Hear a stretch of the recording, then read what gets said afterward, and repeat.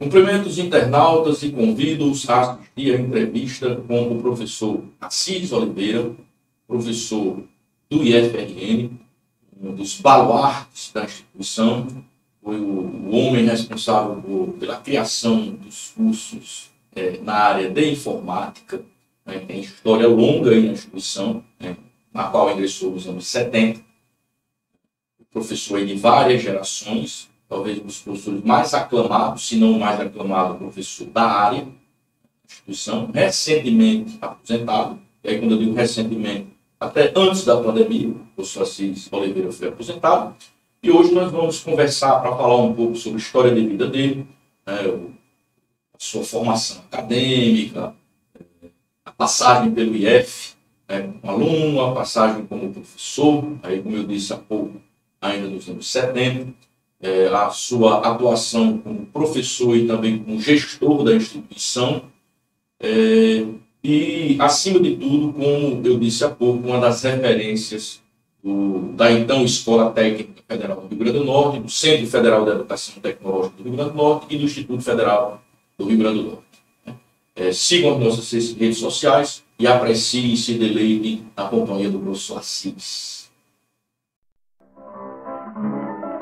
História e Memória, redescobrindo o RN.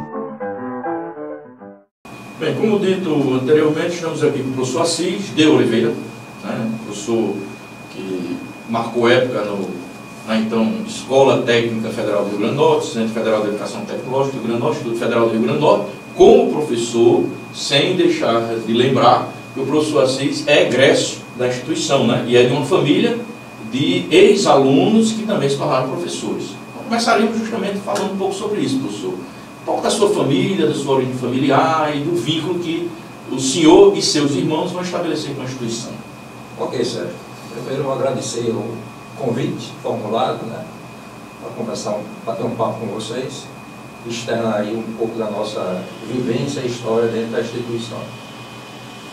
A história nossa, minha, de meus irmãos e irmãs também, que passaram pela instituição, vem de uma família que é aqui do Trairi, veio de Tangará, ali perto de Santa Cruz, onde você... Fica fazenda do coronel Teodorico Bezerra. Exatamente. Ele era na fazenda Uirapuru, Meu pai teve um largo contato com eles ali, Então, meu pai é da cidade vizinha, ali é Irapuru, de São José do Campestre.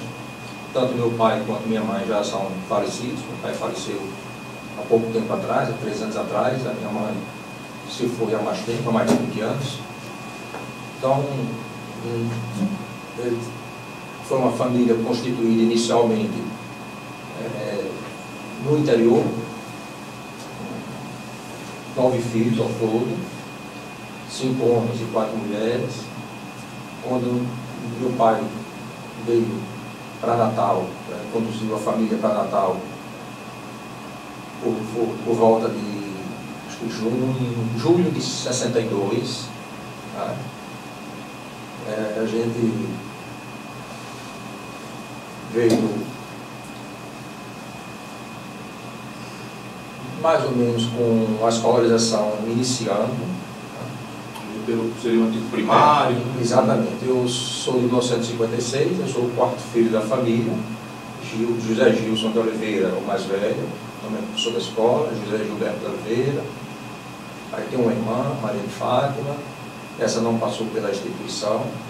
Aí eu sou o 4º filho, fui o 3º a entrar na instituição. Depois de mim veio Jorge Ivan, que além de professor, excelente goleiro. Isso. Nosso salão. Nós gostávamos de praticar um pouco de esporte. Aí teve Flávio Gutenberg, que é o último. Tem 2 irmãs que também participaram como aluna da escola. Essas não ingressaram na instituição depois como professor. Então, como uma família pobre, vinda do interior, papai trabalhava na época numa empresa, acho que você talvez se lembre, como historiador, já que você falou em Teodorico Bezerra, era na Algodoeira São Miguel, da Olds Corrente, inglês, Isso, inglês, exatamente. E em Tangará, poucas pessoas talvez saibam, né, mas Tangará foi um polo bem desenvolvido do agronegócio do algodão. Né? Certo? Tinha 3 grandes indústrias de beneficiamento do algodão. A empresa, a Algodoeira São Miguel, o forte dela era recolher o algodão do Rio Grande do Norte como um todo. Tinha fazenda também lá em Fernando Pedrosa, que você conhece, né? Certo? E recolhia todo esse algodão, emplumava, beneficiava o caroço, fazia a torta, né? Eles tinham fazenda também, comida para gado. Exatamente, a torta fazia a comida do gado, né? E mandava para São Paulo no caminhão. Então o papai foi convidado lá por um dos diretores da empresa, Mr. Squire, tinha o Wallace, que era o outro diretor, inicialmente o escritório da empresa aqui em Natal ficava ali na Ribeira, bem próximo do lado do Grande Hotel. Exatamente, né? Tem Teodorico também, né? Tem Teodorico arrendou. Junto do antigo Banco do Brasil, né? A agência ali ficava ali. E eu tenho um grande apreço pelo nome da Algodoeira, certo? Porque não é fácil você criar uma família com 9 filhos. Certo? Papai era motorista de um dos diretores, tinha um grande respeito, né, pelos seus funcionários, né, e deu toda a sustentação para a nossa família. Uma família pobre, né, ele trouxe para cá, porque o diretor do Cisquar, ele veio para Natal, transferido, né, toda a gerência veio para Natal, então, consequentemente, o papai também teve que vir para não perder o emprego, né, sabe? Quando chegou aqui, o José Gilson era o irmão mais velho, ele já tinha ido para São José do Campeche para fazer a continuação dos estudos que Tangará não dispunha, né, que seria a primeira parte do ensino hoje fundamental, né? Isso. Ele já estava saindo dessa parte aí para ingressar no antigo ginásio,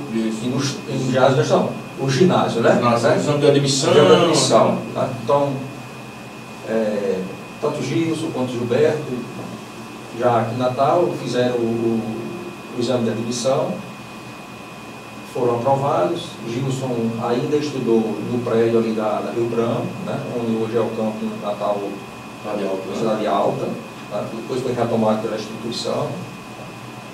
E na sequência foi um atrás do outro entrando na instituição como alunos da instituição, né? Ao todo foram dos 9 filhos, 7 foram estudantes da escola. Isso então, você já morando aqui? Já morando em Natal. Morando em Natal. E seu pai ainda trabalhando? Papai trabalhando na Algodoeira como motorista e aposentou-se por lá na década de, acho que 80, por aí, 90.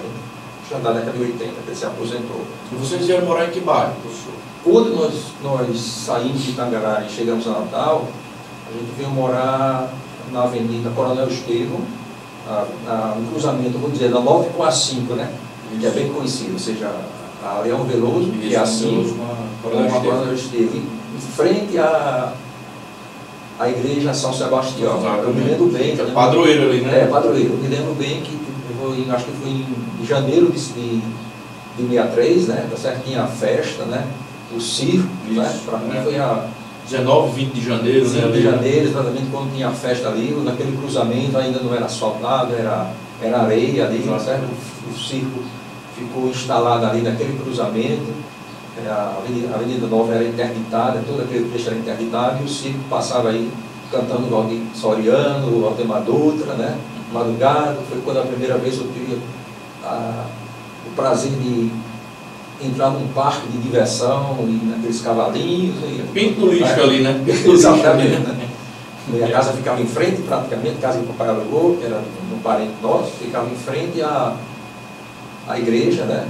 De noite minha mãe dava assistência aos operários lá do circo, e com isso a gente tinha uma cortesia lá depois de participar do circo, porque a gente também não tinha dinheiro para comprar os ingressos de entrada nos brinquedos, né?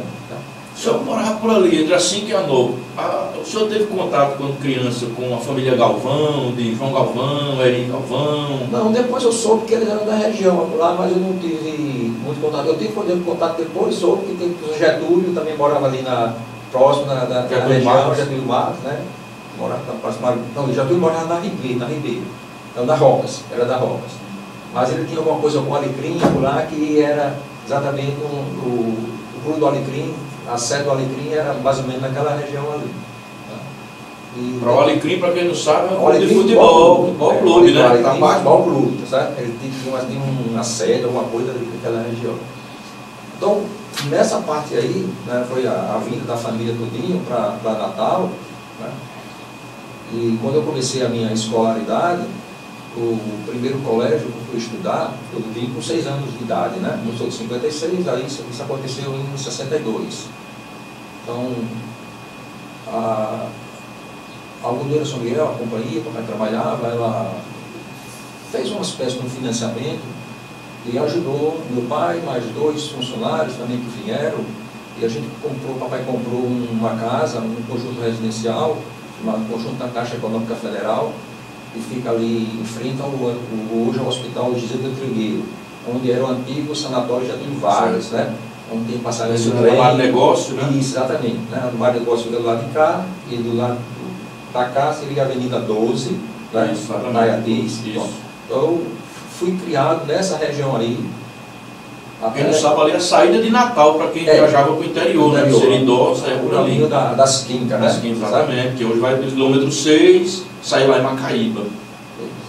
Então, depois aí a gente ficou morando, era numa vila, né? Eram 40 casas, bem construídas, fui financiado, isso aí.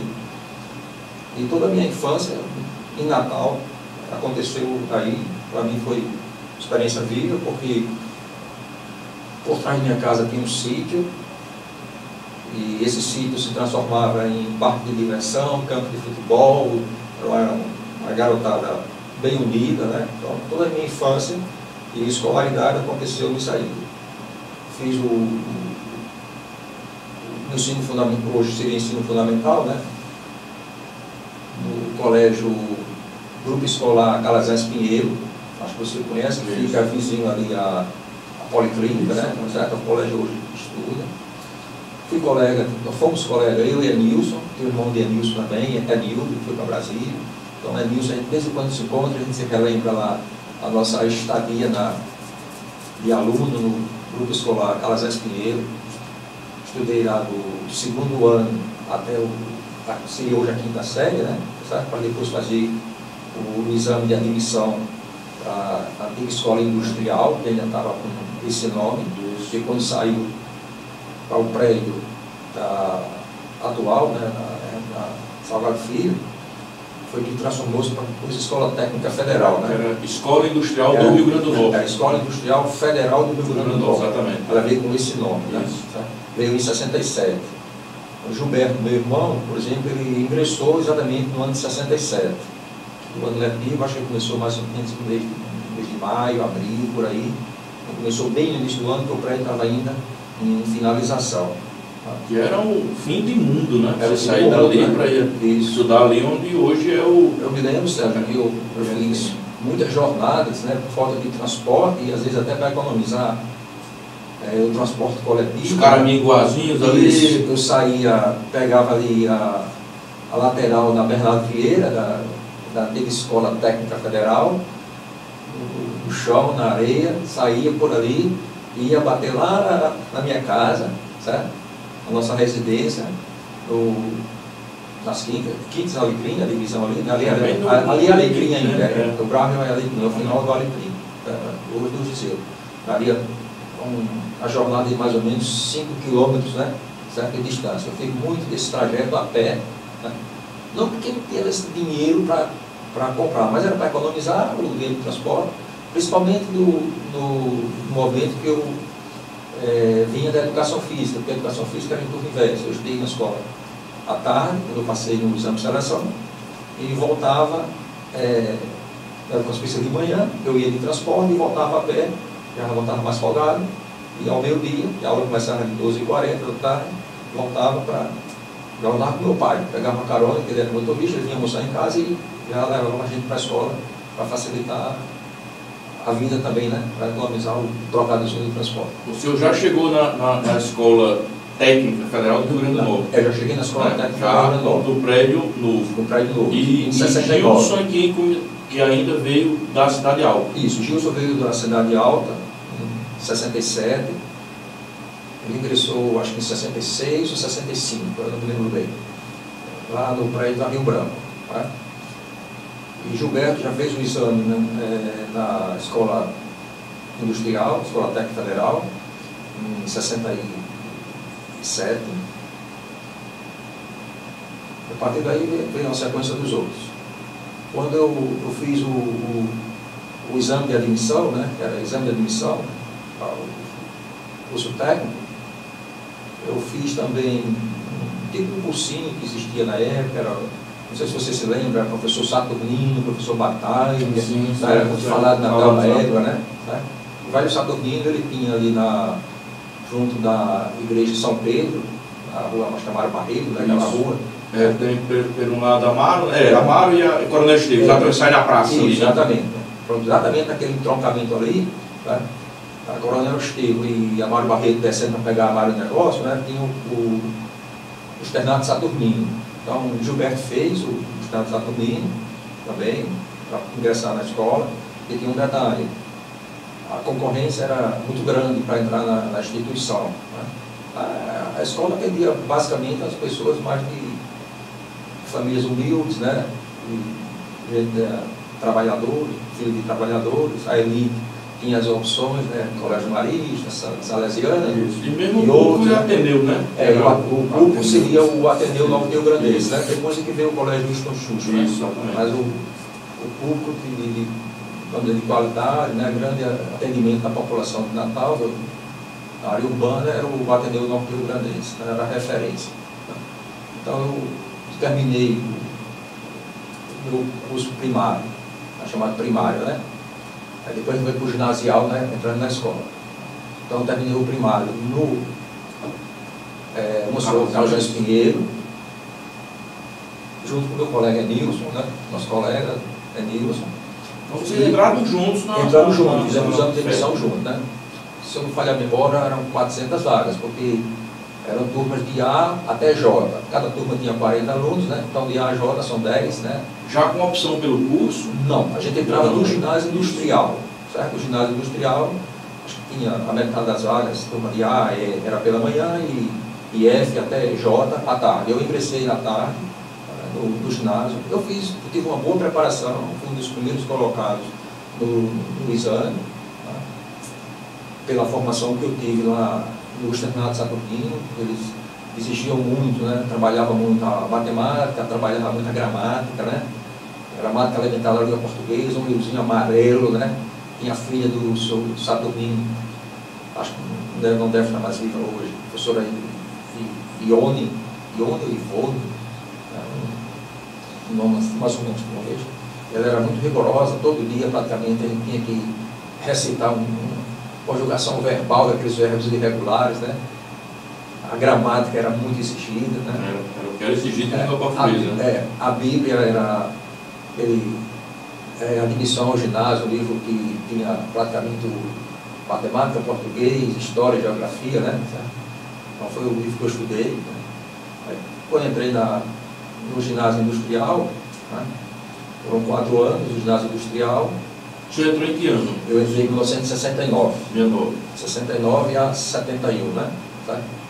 69, 70, 71 e 72. Né? Eram 4 anos do ginásio. Isso, 4 anos do ginásio, né? E aí eu acho que tem um fato importante, né? A gente citar e revelar, a formação que o ginásio industrial permitia para os alunos, né? Ele, para mim, foi importante porque eu acho que naquele momento que eu passei pelas oficinas, e notadamente e especificamente a oficina de eletricidade, né? Foi que me abriu os olhos, né? Me abriu assim a mente, para eu seguir depois a minha carreira formação profissional, combinou com o curso de engenharia elétrica na universidade. Vislumbre, né? Porque eu fiquei encantado na hora que eu entrei na oficina, já no terceiro ano, né? Porque as oficinas no ginásio industrial, elas vieram das escolas artífices, que vinham lá do prédio da Rio Branco, né? Foram montadas ampliando alguma coisa, né? Mas praticamente vieram aquelas oficinas, né? Só não veio a parte de confecção, mas vinha a parte de tipografia, né? Certo? Eu me lembro que eu trabalhava com aqueles tipos, né? Eu não sei se o profissional era linotipista, né? Certo? Trabalhou em gráfica, em jornal, né? Montar os tipos todinhos. Isso. Eu me lembro que o papai falava, conversando com ele, nos últimos anos aí da vida dele, a gente trocando ideias, né? Batendo papo, lembrando o passado. Ele disse que trabalhou no jornal República quando era jovem, né? Antes de ingressar na Rodoeira como motorista, né? Ele veio de São José do Campeche para Natal, para arranjar emprego, a gente é jovem, na faixa de 18 anos, por aí 19. Aí trabalhou um ano lá no jornal A República. As oficinas da República, que era exatamente fazendo a montagem dos tipos para a impressão. Né? Impressão do jornal. Isso. Quando eu entrei lá na oficina da escola técnica, né? Ainda era escola industrial, acho que transformou-se em escola técnica, acho que foi em 72, né? Um decreto presidencial, realmente transformou-se em escola técnica e construiu os cursos técnicos, né? Aboliu o ginásio. Aboliu o ginásio industrial, né? A turma de Jorge, meu irmão, que veio após mim, em 1970, foi a última turma que ingressou no ginásio industrial. Depois daí não houve mais um ginásio. Manteve-se as turmas e eliminou-se as turmas do ginásio industrial. Aí, a partir daí foi só o ingresso no curso técnico. Então, uma das oficinas era exatamente trabalhar com esse linotipo, sabe? Tinha oficina também de trabalhar com massas, né? Certo? Parte de artes gráficas, não, arte cênica, né? Cênica não. Artes, né? Trabalhar fazendo estrutura de barro, jarros, essas coisas, né? Tinha a parte também de marcenaria, a parte de eletricidade e mecânica, né? Noções mecânicas, trabalhar um pouco com torno, ajuste, né? E uma coisa interessante na formação que nós tínhamos no ginásio industrial era a integração que existia e a continuidade dos projetos. A gente trabalhava muito com projeto. Então eu me lembro que eu cheguei a fazer, por exemplo, um projeto que era um abajur. E esse projeto abajur, ele começa numa parte mecânica, em a confecção de 2 aros, né, certo? Cilindros, em a parte artística, tem um pouco de pintura, um tecido e pano que era recortado em forma de cone, certo? Colava, tinha a parte de tornearia, né, a base de madeira, que a gente ia para os tornos e torneava essa base.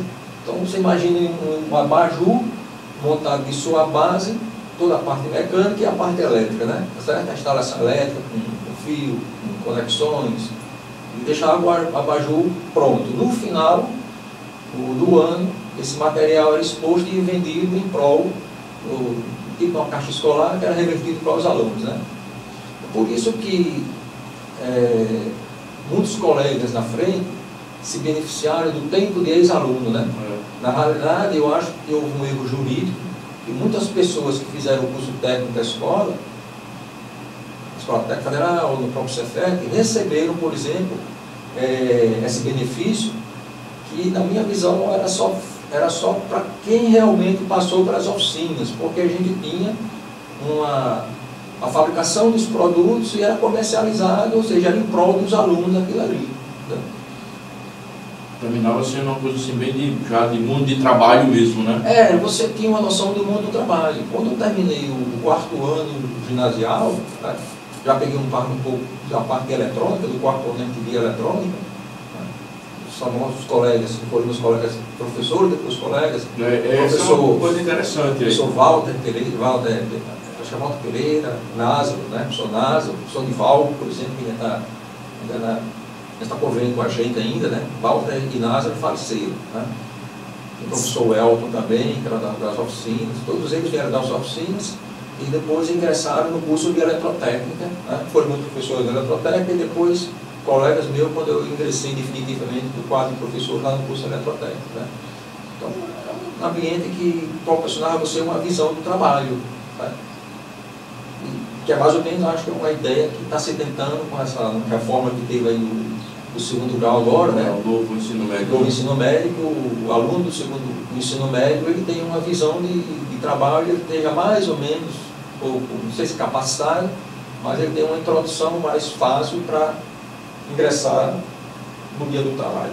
Professor Assis, o senhor é de uma geração que sai da escola, vai para a universidade e ainda muito jovem volta à escola como professor. O senhor é dessa geração, o professor Gerson. Isso. Né? Gerson foi da turma anterior a minha, acho que de 70. A Gerson foi da última turma, né? Mas o senhor circula mais ou menos ali pela mesma época, né? Isso. 1 ano, 2 anos de diferença. Tem outros colegas também, né? Outros colegas. Sérgio, uma coisa que eu sempre tive claro para mim, e a minha geração e alguns depois, né? E antes, anterior a minha geração, foram para as universidades, depois voltaram, né? A gente voltava muito com o espírito da instituição, né? Isso era muito entranhado, né? Muito Voltava entranhado, mais ainda né? do que o FRN, né? Isso. Mas, Né? Eu acho que hoje não está mais acontecendo isso, né? Hoje os colegas que entram na instituição, que vêm da universidade, eles vêm muito mais cabeça de universidade do que da ensino técnico, da escola escola técnica, né? Mas eu acho que isso aí foi exatamente não só o ginásio industrial, mas é o próprio curso técnico, né? Certo? Você pega, por exemplo, um curso de estradas. Né? O curso de estradas formava gente para o Brasil todo. O curso de mineração, né? Depois veio geologia, né? Então, todos esses cursos, edificações, né? Todos esses cursos mecânica, né? Ou seja, era um curso totalmente prático. Então, era muito comum a gente, já na universidade, escutar dos professores, lá da universidade, e quando pegava um aluno da escola técnica, era um aluno diferenciado, né? Lógico que era. É porque a gente tinha prática de laboratórios, no curso técnico de eletrotécnica mesmo, a gente tinha laboratórios montados, né? E fazia prática, né? O curso era mais ou menos meio a meio entre teórico e prático. Então, tem um embasamento teórico e prático, né? Quando chegava na bagagem bem considerável, né? Você só tinha o upgrade científico, né? Teoria, mais uma teoria, uma sofisticação, uma coisa mais sofisticada, né? E aí o senhor convive com muita gente, né? Ex-professores, e o senhor volta a casa, ainda com que idade? 23 anos? Na realidade, Sérgio, assim que eu saí da escola, eu terminei o curso, eu fiz o curso técnico de 73 a 75, curso técnico de eletrotécnica, que eram 3 anos na época, né? E em 1976 eu fiz o vestibular para o curso de engenharia elétrica. Como eu digo, foi muito natural, porque eu fiz as oficinas de eletricidade no ginásio industrial, fui selecionado, quer dizer, fui classificado, porque tinha uma opção, né, de classificação de acordo com o seu, vamos chamar o IRA, né, que tinha dentro do ginásio industrial, você fazia a opção. Então a minha primeira opção foi atendida, né. Aí foi natural ir para o curso de eletrotécnica, terminei o curso de eletrotécnica. Já no último ano eu fiz cursinho, né, fazia cursinho à noite, me preparando para o vestibular. O vestibular não era tão fácil, né, somente para o curso de elétrica, sempre foi um dos cursos. Era mais E o curso de elétrica era o curso mais concorrido que existia, né, era onde tinha as maiores, geralmente as maiores aulas. O que acontece hoje com medicina, antigamente era com o curso de engenharia elétrica, né. A minha classificação dentro do vestibular geral, eu fui no topo, fui chegando às primeiras colocações dentro do curso do vestibular geral, né? Dentro de elétrica, eu acho que eu fui o terceiro. O primeiro lugar do vestibular foi um colega da escola, que passou em arquitetura. Eu acho que foi o terceiro dentro do curso de elétrica. Teve um colega também que veio de Marista, que foi o segundo lugar dentro de elétrica. Então, geral, acho que o 13º no vestibular. Tá? Aí, quando eu ingressei na universidade, em 76, fiz o primeiro ano, que era basicamente um básico dentro do curso de engenharia, a disciplina de matemática, física, química, né? Eram 2 anos. Aí eu recebi um convite como você relacionou, né, foi uma família, né, são 5 irmãos, né, formados na instituição, e todos foram para a universidade, vieram os cursos de engenharia, voltaram todos como professor dos cursos correlatos na universidade, somente eu fui para elétrica, os outros foram para a área de construção civil, tanto Gilson, Gilberto, Jorge e Flávio já um pouco depois, mas a gente tinha essa relação muito forte com a instituição, participavam de grêmios, o Gilson e o Gilberto estruturaram o grêmio estudantil na escola. Eu fui atleta da escola de xadrez, né? Eu era um xadrista, desde jovem eu jogava xadrez, jogava bem, estudava xadrez, né? Ganhei 2 campeonatos estaduais pela escola, então a gente tinha um excelente relacionamento, um excelente conhecimento dentro da instituição. Então eu fui convidado, né, para participar como professor do curso Protec, tá? Isso já em julho de 77. Tá? Protec, para quem não sabe, era um preparatório. Um curso preparatório para o exame de seleção dos curso técnico da escola, né? Isso. Sabe por quê? Porque havia necessidade de qualificar os alunos que vinham de escola pública, né, de ingressar, porque já estava uma forte concorrência das escolas privadas, né? Tinha um projeto que era chamado Projeto PEB-7, que era um projeto de bolsa de estudo do Ministério do Trabalho, né? Eu, inclusive, quando fui aluno do ginásio, eu me candidatei a uma bolsa dessa e recebi, né?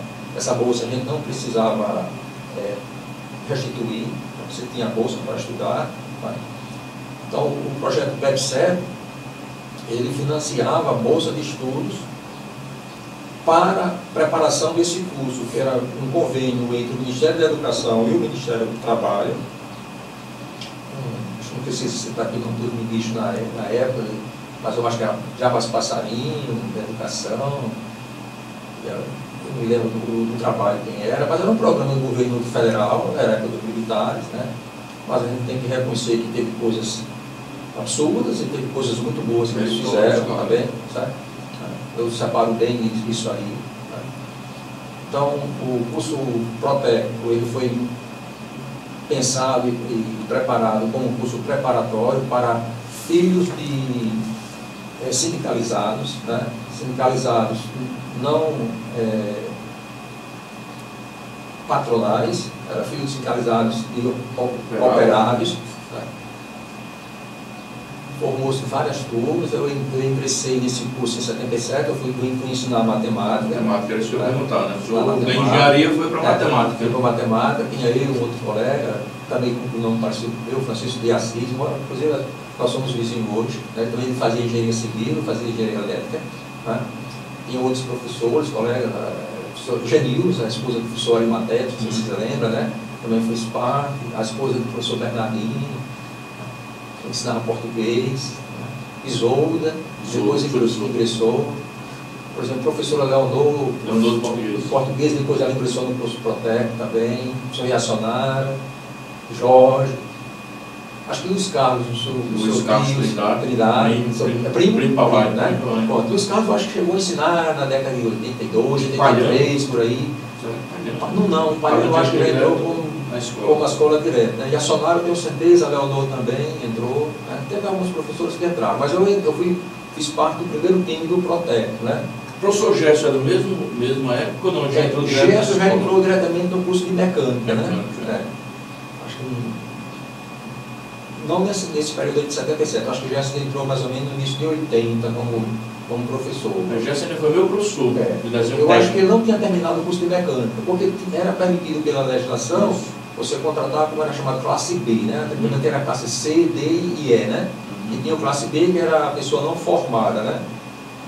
A legislação era naquela época era mais flexível, até por necessidade disso, né? Não existia, né? Não existia. Às vezes tinha um professor de física ensinando matemática, ou às vezes o contrário, né? Por falta de opção, né?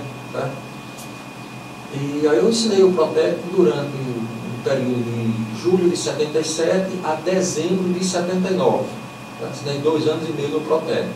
Era um curso que aí me formou como um professor, né? E também me ajudou muito a revisão matemática, né? Era matemática do ensino básico, mas é uma matemática importante, né? Sabe que às vezes as pessoas não dão valores, porque tem muitos fundamentos, né, que a gente usa no nosso dia a dia, como suporte à nossa vida, né? Sabe? Então, era uma jornada pesada, muito puxada para mim, porque o curso era à noite, de 7 às 10 da noite, né? Passava o dia na universidade, pagando disciplina, né? Passava o dia de manhã, de tarde, de noite ia para lá, e chegava em casa de 10h30 da noite, às vezes é quando eu ia jantar, tomava banho, jantava, e ia estudar, né? Teve não sei quantas noites eu acordava de 1 a 2 da manhã, tá certo? Às vezes até com os pés dentro de uma bacia d'água para não dormir, cochilar, tá certo? Para estudar, né? Para conseguir levar o curso de engenharia, né?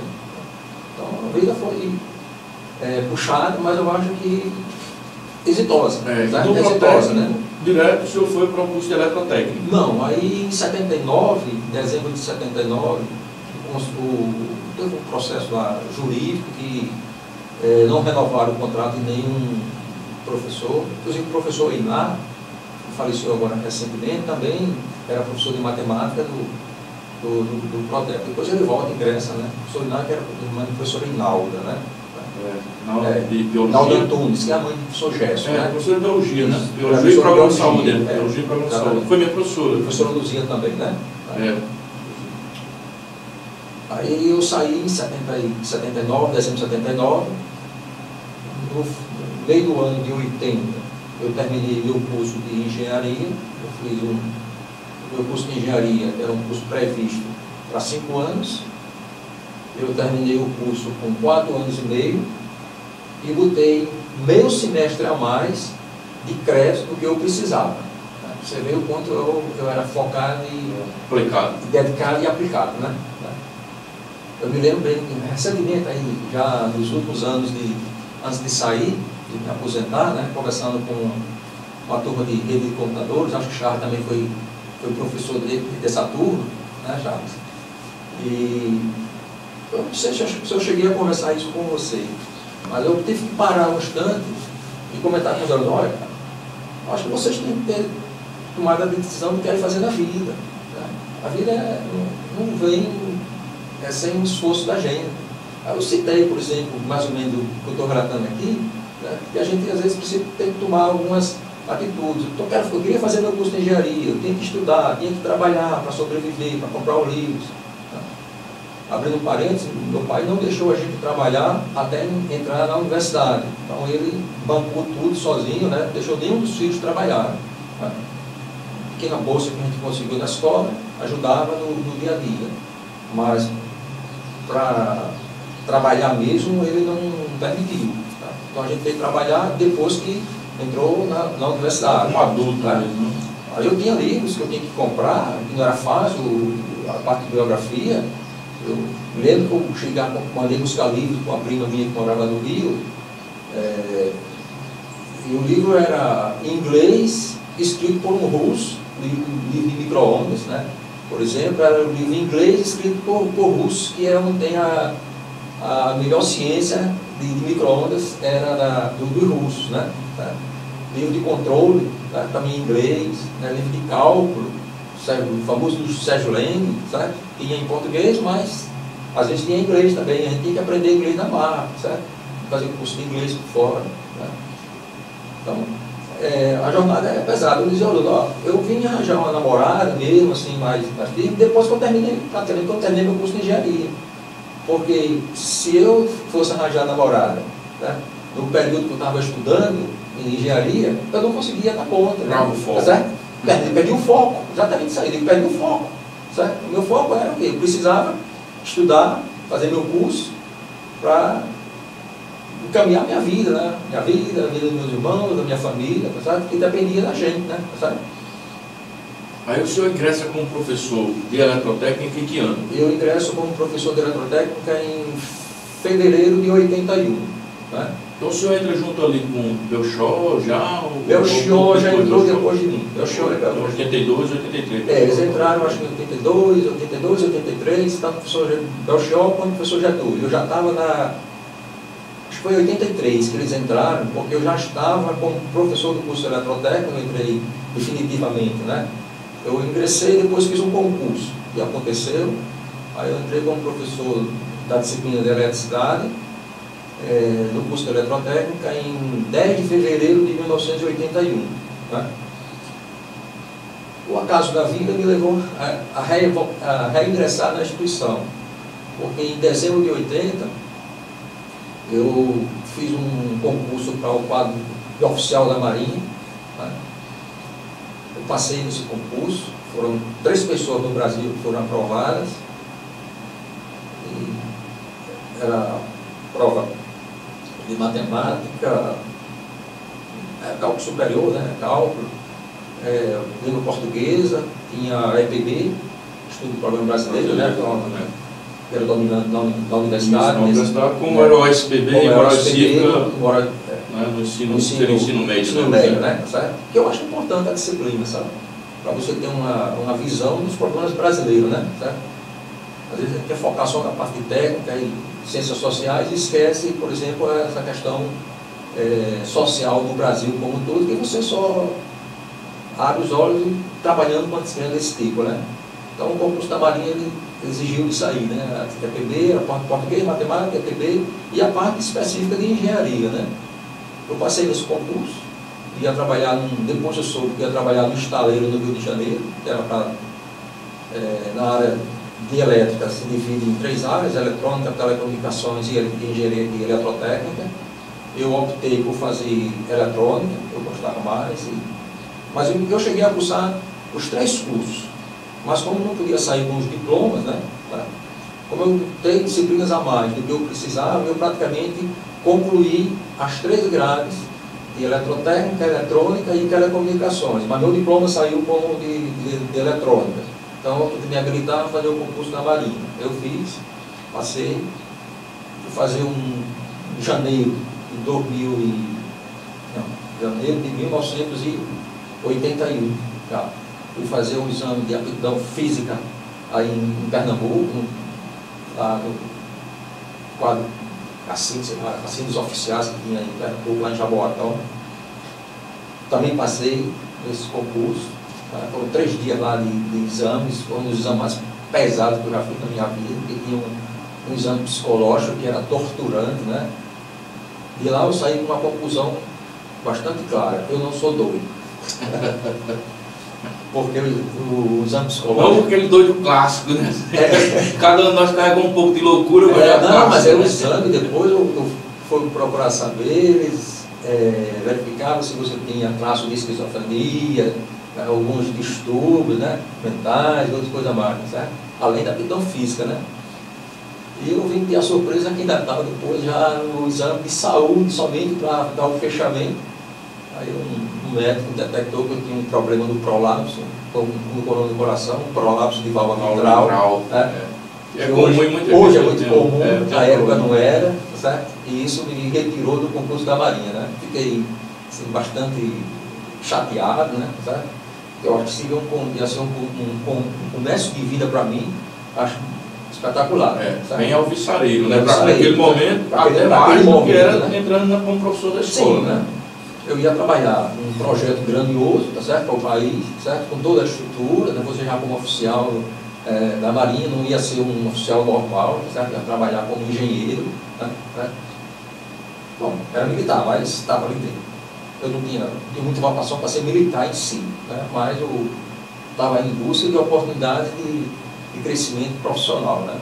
Aí não deu, aí logo depois apareceu a oportunidade de ingressar no quadro de professores do curso de eletrotécnica. Teve um colega que passou no concurso na Petrobras, que ensinava na universidade e ensinava na escola técnica também, né? O Wilson da Mata. Aí eu me habilitei lá, teve uma seleção, me habilitei e fui selecionado. Tanto eu quanto outro colega, Zé Paulinho, também é professor da universidade, faleceu recentemente agora, Zé Paulinho, né? E tinha sido meu professor na universidade também, na disciplina de máquinas elétricas e sistema de potência, né? E depois trabalhando junto muito tempo na disciplina de eletricidade, né? Já no curso de eletrotécnica. Aí eu entrei em 81 no curso de eletrotécnica. E fiquei de 81 até 1985 no curso de eletrotécnica. E quais professores, ex-professores seus, o senhor vai conviver ali nesses primeiros anos de escola? Sérgio, a sua pergunta é bastante interessante, certo? Pelo seguinte, eu tinha uns 5 ou 6 professores, ou mais, né? E foram meus professores, né? Já citei alguns deles, né? Lázaro, Walter, Sonivaldo, Welton, Álvaro Paulinho. Teve também, acho que Pereira Brito, no curso de eletrotécnica, mas aí tem os outros colegas de mecânica que também têm sido professores, né? Certo? E vários outros professores da área técnica, né? Certo? Ou da área formação geral, geral, certo? Que foram meus professores também, né? Certo? Professora Mitz, professora Mires, de português, né? Certo? Que eu tenho um carinho muito grande. E recentemente, naquele encontro que nós tivemos ali na associação, eu encontrei a professora Mires, né? Um abraço nela, fazia tempo que eu não a via. E esses colegas que foram meus professores, né? Aí passam a ser colegas professores dentro do curso de eletrotécnica, né? E logo depois, em 83, no início de 83, eu recebo um convite da professora Luzia, que também tem sido minha professora lá de biologia, né? Programa de saúde. Programa de saúde. Ela era chefe de departamento de ensino da escola, na gestão do professor Marcondes Mundim Guimarães. E foi o seu primeiro diretor, o professor Marcondes? Quando o senhor chegou, era o professor Marcondes já diretor? Quando eu ingressei na escola, no protécnico, o diretor era o professor Arnaldo Assênio, de Azevedo. Tá? Também já falecido. E né? quando entra em eletrotécnica? Aí quando eu entro em eletrotécnica, exatamente na passagem eu saí em dezembro de 79 do protécnico, aí foi quando o professor Marcondes, em 1980, ele assumiu a direção. Tá? Aí de 80 para frente, aí o diretor passa a ser o professor Marcondes, ele vai até aquele período da 85, né? Lá quando ele vai para Brasília, né? E a professora Luzia Luzia assume como pró-tempore, né? Exatamente. Sendo eleito em 87. Exatamente, posteriormente. Tá? Mas a professora Luzia, desde o ano de 83, eu já me conhecia, né? Por sugestão até dos colegas, tanto de mecânica quanto de eletrotécnica, né? Sugeriram o meu nome para assumir a coordenação era eletromecânica, inclusive era a área, eletrotécnica e mecânica. Né? Mas o barco era muito pesado, certo? Né? Para tomar conta dos cursos. Né? Tá? Aí eu fiquei coordenando, durante mais ou menos o ano de 83. O ano que eu entrei como aluno. No ano de 83 eu fiquei coordenando o curso de eletrotécnica e o curso de mecânica. Então, sendo coordenador de eletromecânica. Eram 3 coordenadores por áreas. Era eu, o professor Francisco Alves, Chico Alves, não sei se vocês lembram, e Paulo Leiros. Depois é que foi por pressão nossa, né? A carga era muito grande. Você deve se lembrar que naquela época não tinha nenhum processo de informatização, nada, tudo no sistema, tudo no papel. Né? Recebi diário de classe dos professores, nota em papel, tá certo? Tinha que conferir todas as notas dos professores, ver se estava certo, para depois mandar um mapão lá no registro escolar. Certo? E outro mapa com tudo. Guardadoria de registro escolar. Esse foi um dos grandes desafios que eu tive dentro do curso de eletrotécnica, né? E mecânica, consequentemente, mas eu vou me reter mais agora aí a eletrotécnica, porque mecânica, logo depois aí a gente fez um movimento e mostrou que não dava para ficar desse jeito, a carga era muito grande na gestão de 2 cursos, né? E com todo esse processo manual, aí eu sugeri e ele aceitou, o colega professor Daniel Medeiros, de mecânica, depois ele também era professor da universidade, né? Tomou conta de mecânica, eu fiquei responsável pela eletrotécnica. E introduzi um sistema bastante simples, né? Que era um sistema de fluxograma da grade curricular do curso de eletrotécnica. Era uma folha de papel onde tinha a matriz curricular, com o nome das disciplinas, e uma bolinha circunferência era a disciplina técnica, quadrada era a disciplina de educação geral. Eu me lembro com fluxo, né? Aquilo aí foi uma ideia minha, certo? Aí tinha um fluxograma todinho do curso, com os pré-requisitos. Que era pré-requisito. Isso. Aí eu comprei pastas, cada aluno, eu escrevia a máquina, escrevia o nome dele na máquina, escrevia, botava o nome lá, tá certo? Se ele saísse da turma, eu tirava aquela ficha, passava para outra parte, organizava por pastas, nas pastas dos alunos, e eu tinha a vida dele comigo, certo? Da orientação curricular do aluno, né? Certo? E comecei a tomar conta também, às vezes, do registro escolar lá, para dar conta do registro escolar, porque, não sei se você se lembra, teve um momento muito bravo naquela época, certo? Em época de matrícula, essa complexidade que se tinha, de aluno pegar a carteira e jogar do primeiro andar lá para baixo, certo? Era uma confusão muito grande, era uma complicação muito grande. O sistema não estava atualizado e você tem que fazer matrícula, a matrícula era por disciplina, que era sistema de crédito. Né? Só em 85 passou a ser seriado. Né? Por aí, não me lembro agora especificamente. Não. Então eu fiz mais ou menos uma revolução, né, de gestão no curso de eletrotécnica. Propusemos uma reforma no curso de eletrotécnica. Foi feito um aprofundamento de estudo. Eu vinha com uma bagagem muito boa da universidade, da parte de eletrônica, principalmente vamos chamar assim, de eletrônica digital, né, certo? Que é uma coisa nova. Né? Eu introduzi o curso de eletrotécnica, aí onde foi que houve o acesso ao nosso colega Getúlio, né? Convidei o professor Getúlio da universidade, o professor Belchó também entrou no curso, né? O professor Belchó tinha uma certa ligação com os colegas também. Aí eles entraram, eu era o coordenador do curso de eletrotécnica quando eles entraram. Tá? Depois eles fizeram o concurso, eles entraram, a convite, eu necessidade. E depois eu fui professor de banca de concurso, tanto de Belchó quanto de Getúlio, né? Entre outros colegas também. Tá? O senhor falou aqui que era tudo na base do papel, né? No papel. E nada informatizado, e aí eu aproveito já esse gancho para perguntar. E o senhor, que terminou sendo um dos baluartes, digamos assim, do processo de informatização da escola. O senhor termina trabalhando nesse processo, primeiramente com curso de extensão, além de 84, do qual, inclusive, há pouco nós falávamos em off, do qual eu terminei sendo expulso de sala de aula, porque eu terminei me contrabandeando para dentro do curso sem estar matriculado, porque o senhor era quem ia dar o curso. E como é que vai ser essa sua, digamos, essa sua migração, vou chamar o termo de migração, se eu achar um termo melhor, o senhor põe à frente, do curso de eletrotécnica para o curso de informática, que vai começar a dar os primeiros passos? Ainda ali, na primeira metade dos anos 80, né? Começa a pensar isso aí. 84, 85. Antes de abordar essa questão, Sérgio, eu vou só concluir um pouquinho a parte de eletrotécnica. Sim. Então, o curso de eletrotécnica era um curso ainda pensado lá na década de 70, certo? Quando foi montado em 73, a primeira matriz do curso de eletrotécnica, pensado muito nas oficinas que nós tínhamos, né? Tá?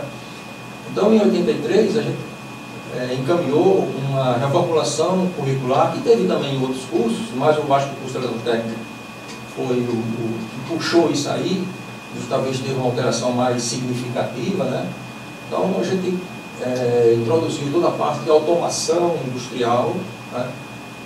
Era uma disciplina que era comandos automáticos de máquinas industriais, certo? Me lembro vagamente de conversa de corredores. Isso, porque tinha a parte de comandos manuais, certo? Contactores, certo? Mas depois a gente introduziu toda essa parte de comandos automáticos, certo? Aí introduzimos a parte de eletrônica digital no curso. Então ficou um curso de eletrotécnica bem eclético, né? Não tinha parte de telecomunicações, tinha uma parte de eletrônica e uma parte de eletrotécnica propriamente dita, né? Então, a partir daí, o aluno de eletrotécnica ele teve uma grande aceitação no mercado. Então, ele era bem recebido pelas empresas como Embratel, como Coser e outras empresas mesmo que estão sendo instaladas no estado, ou precisar de mão de obra especificada, né? Saindo para outros estados, né? Para outras empresas relacionadas à parte de eletrotécnica e eletrônica, os alunos se davam muito bem, né? Nós tínhamos uma grade curricular, era equitativa entre a parte de formação geral e a parte de formação especial, né? Algo em torno de 1.600 horas de formação para cada um desses componentes curriculares, né? A parte de informática, que você disse, vamos considerar como sendo um dos precursores, né? O senhor foi um dos precursores, né, professor? coloquei a pedra fundamental da informática dentro da instituição, né, eu vou fazer uma pequena distinção aqui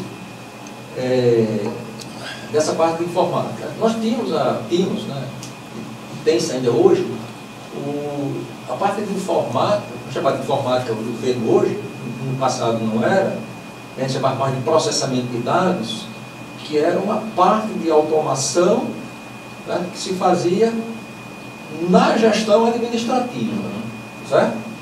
E tem a parte de informática, tá, que não era ainda bem encaminhada academicamente, tá, voltada para a parte de ensino.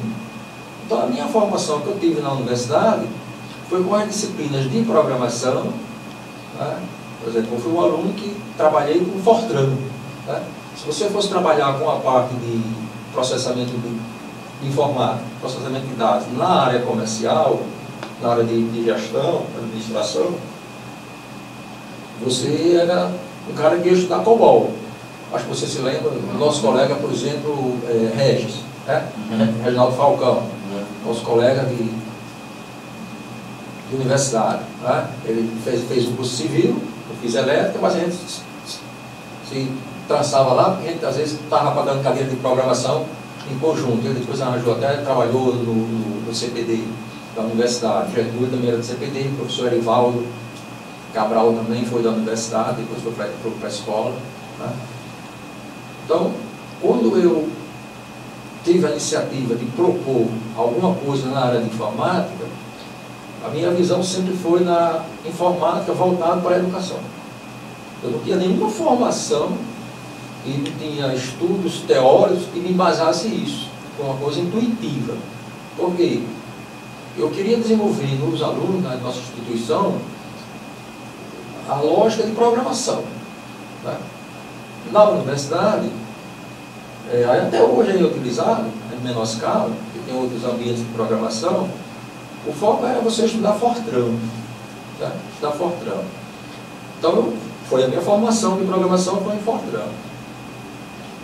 E quando começou essa parte de informática, com microcomputadores, isso aconteceu em 1982, por aí, tá? Com um computador TRS-80, ou da linha Sinclair, físico inglês, que montou algumas máquinas, né, para o projeto de alguns microcomputadores, né.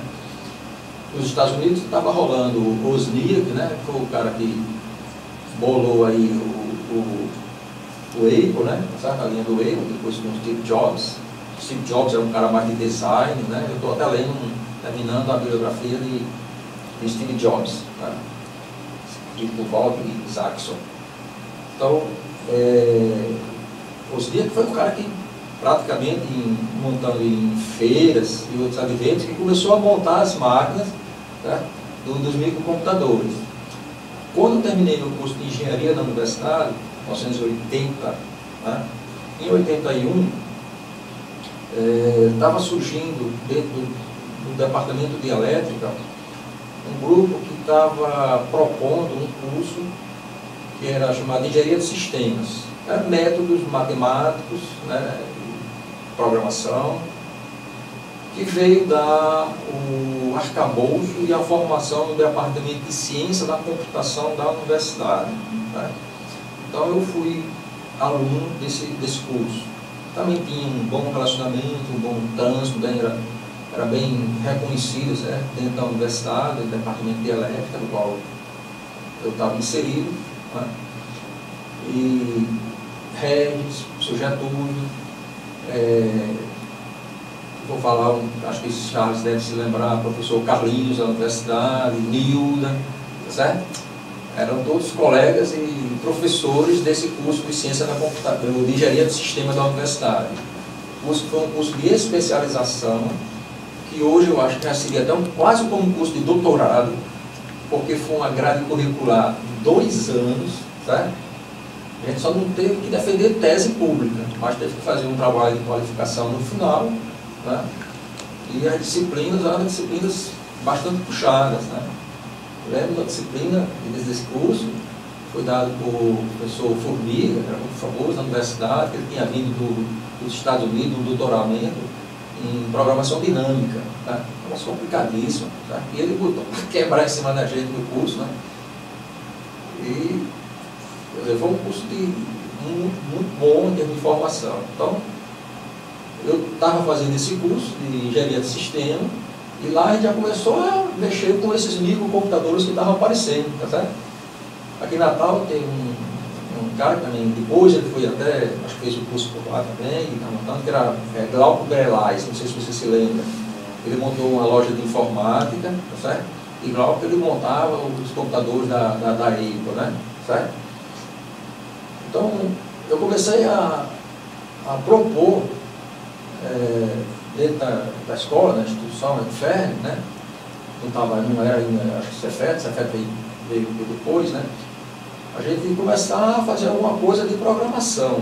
Isso né? pelo final dos anos 80, já. 1984. Assim, primeira metade dos anos 80. Eu me lembro bem dessa data aí. Netfern.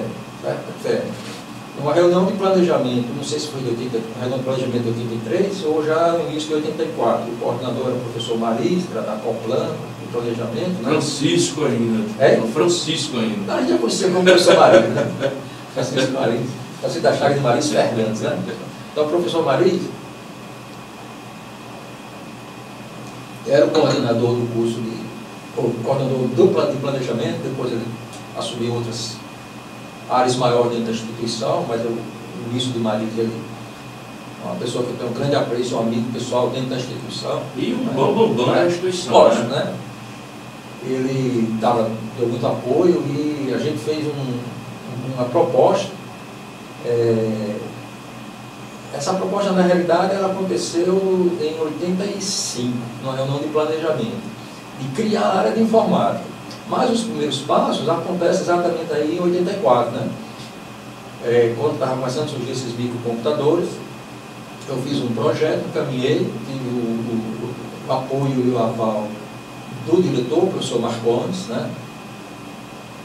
Me lembro que ele recebeu de brinde para a instituição, ele deram um Apple para ele, um TK-82, não sei se Charles se lembra do brinquedozinho TK-82, tá? Ele botou em cima do birô dele lá, era uma máquina de computador que você ligava um gravador e uma TV de 14 polegadas, né? Telazinha verde, né? Tá? Então eu propus a gente comprar uns computadores e começar a ensinar programação para os alunos. Tá? Esse fato aí aconteceu exatamente, eu acho que foi a partir de maio de 1984, né? Nós compramos 5 computadores CP200. Eu tenho um desses computadores comigo, certo? Foram dados baixa, né? Certo? Jogado lá no canto da escola. Eu recolhi um deles, eu tenho um desses computadores comigo. Tem um gravador também, que eu tinha um igual. Era um National RQ 22NA, você até a referência do gravador, né? A televisãozinha Philips, né? Uma televisãozinha que tinha uma tela amarelada por trás, não podia ser qualquer tela de 14 polegadas, preto e branco, né? Na verdade elas eram fósforo verde, né? Podia ser fósforo cinza ou fósforo verde, né? Só uma resolução de 25 linhas por 80 colunas, tá? Que era exatamente a relação gráfica, chamado padrão CGA, desses computadores que tinha implementado um chipset, né? Tá certo? Com a linguagem BASIC. Então você tinha o teclado, igual o teclado de um notebook, por exemplo, e em vez de ter, por exemplo, as letras, você tinha palavras-chave da linguagem BASIC, input, let, print, né, if, e assim vai, né? Eu me lembro de alguma dessas coisas aí, de iníciozinho de... Pronto, a partir daí, eu acho que se deu uma revolução dentro da instituição. Tá? Começamos a atender os alunos, inicialmente, que estavam no último período, né, no último ano dentro da escola, tá? E fizemos um plano de expansão. Isso foi já em 84, eu fiquei em 84, 85, trabalhando dividido, né, em 85 principalmente, dividindo entre eletrotécnica e essa parte de informática. Então, quando eu sentei com a professora Luzia, né, e propus a ela uma reestruturação eu abdiquei da coordenação do curso de eletrotécnica, já tinha preparado uma pessoa para ficar no meu lugar, né? O professor Marco Aurélio Azevedo, acho que você conheceu, né? Colega que infelizmente se foi muito cedo, né? Nome da biblioteca do campus da Zona Norte, inclusive, né? Com a justiça, né? Faleceu, foi com meu colega ali no curso de eletrotécnica, depois lá em engenharia elétrica, né? Então o Marcos deu continuidade no meu trabalho lá em eletrotécnica, que eu não quero perder foco, foi uma coisa assim importantíssima que nós fizemos dentro do curso de eletrotécnica, né? Transformação que depois o curso teve foi muito grande, aquela reforma que foi implementada, né? O Marco me ajudou bastante, então ele foi preparado assim, para uma certa sequência dentro do curso, outros colegas do Marco também, gente nova que foi aluno da instituição. Então dentro do curso dessa área de informática, aí já em 85 eu fiquei já me preparando, né, para a saída de eletrotécnica e criar essa área de informática, criar uma coordenação, né? Aí teve uma reforma que criou outras coordenações de área dentro da parte de ensino, né? A parte de ciências, desenho, matemática, história, geografia. História e geografia era junto, mas era matemáticas, português, desenho, cada uma ficou sendo mais ou menos um coordenador tomando conta disso aí. E cada curso também já com um coordenador, né? Então o departamento ele deu uma crescida bastante, o departamento de ensino, né? E foi criada a coordenação de informática.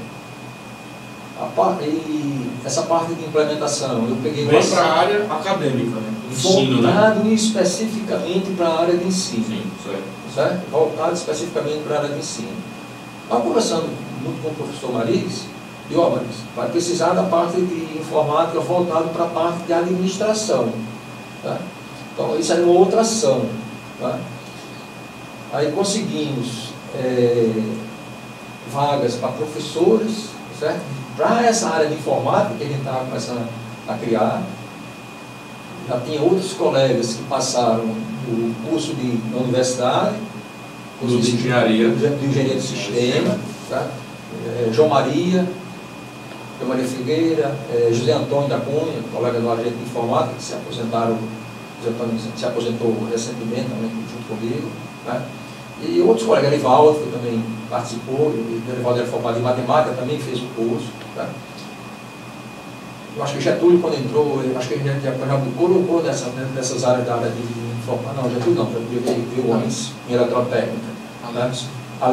Alixson era professor, eu ia falar em Alixson, né? Alixson era professor da área de matemática. Então, em 84, quando começamos os cursos de programação de linguagem BASIC, né? O curso era exatamente isso aí, de linguagem de programação com BASIC, certo? Porque a gente focava a linguagem de programação, né? Era algoritmo e programação, e tinha que implementar uma linguagem. Como a gente estava utilizando uns livros da linha TRS-80, ou BASIC, né? Aí a linguagem implementada era o BASIC. Tá? E eu chamei o professor Alixson, que também gostava um pouco, era de matemática, começou a se interessar, ele se dispôs. Aí ficou no início eu e ele, como professor desses cursos de programação. Né? Eram várias turmas, a turma era 10 alunos, porque só tinha 5 computadores, né? Estava por dupla, né? E girava bastante as turmas aí durante o semestre, né? Fazíamos um processo de seleção, abríamos um edital, né? O edital que você se referiu, né? Exato, eu fui concorrer e perdi o... Que foi escanteado, né? Mas eu acho que foi de forma justa, né? Justo. Eu sempre me pautei assim pela legalidade, né? Tá? Tem um fato, acho que Edinaldo pode até relatar, Edinaldo Pereira, né? Tá? Foi diretor da escola, né? Ele pode se relatar, Edinaldo teve uma filha, né? A menina, ele era um excelente aluno da escola, fazia o curso de geologia. Eu abri um edital de seleção para monitor, tá? E a menina passou, tá? Foi o primeiro lugar na seleção. Ela já tinha feito o curso de programação, ela passou no edital para seleção de monitores. Aí encaminhei o nome dela, tá? Aí depois recebi uma carga violentíssima dentro da instituição. Como é que você está selecionando uma aluna para ser monitora que é filha do professor? Pessoal, por acaso ela é filha do professor, mas ela concorreu a um edital de seleção para ser monitor do laboratório e eu vou manter. Né? Coloquei minha cabeça em mim. emprego aí nesse momento, que foi um momento de tensão grande, tá certo, para mim, né, em relação à gestão, mas eu não abri mão, tá certo? Ela continuou e me deu grandes respostas, né? Tanto que essa menina depois ela chegou a fazer doutorado em biologia na universidade, essa menina Renata, né, filha de Edinaldo, né? Eu tenho um grande apreço por eles. Então, essa área de informática, ela cresceu dessa visão, tá certo? Mas era a visão de mundo, o que estava acontecendo nos Estados Unidos, né? O senhor Maris sempre dizia, aparece um negócio nos Estados Unidos num dia, no outro dia vocês querem trazer para cá. Mas não, a gente estava sintonizado, tá certo? Com o que estava acontecendo a nível de tecnologia no mundo. Isso já está bem dentro da lógica do mundo que está se globalizando e, portanto, você não pode perder de vista o que está acontecendo também, senão você fica para trás. Em 1986, foi 85, eu estava ainda na coordenação da eletrotécnica, ou já foi em 86, eu não me lembrei agora. Eu participei de um encontro de professores de eletrônica, era chamado IMPEL, foi o quinto IMPEL, teve dois na realidade, teve um quinto IMPEL aqui em Pernambuco, e por um motivo superior eu não pude participar, que foi até o colega foi em Názaro, e depois teve um IMPEL, o sexto IMPEL, que foi em Goiânia, esse eu fui. E nesse IMPEL, eu acho que foi em 1986, foi um momento, eu acho, muito importante para o país, porque lá os professores do curso de eletrônica, nós nos reunimos e traçamos o arcabouço do que vinha a ser os cursos nessa área de microcontroladores, vamos chamar assim, ou microprocessadores, né? Então daí foi que nasceu praticamente os cursos de informática para o Brasil como um todo, né? Em 92 a gente fez o primeiro curso de informática na escola. O processo se inicia em 84, digamos assim. Na escola começa nos cursos de programação. Extensão, né? Em 84, até a montagem do curso, que vai funcionar efetivamente, começa em 1982.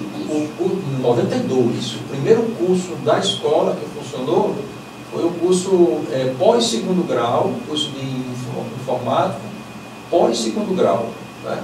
Era informática industrial o nome do curso.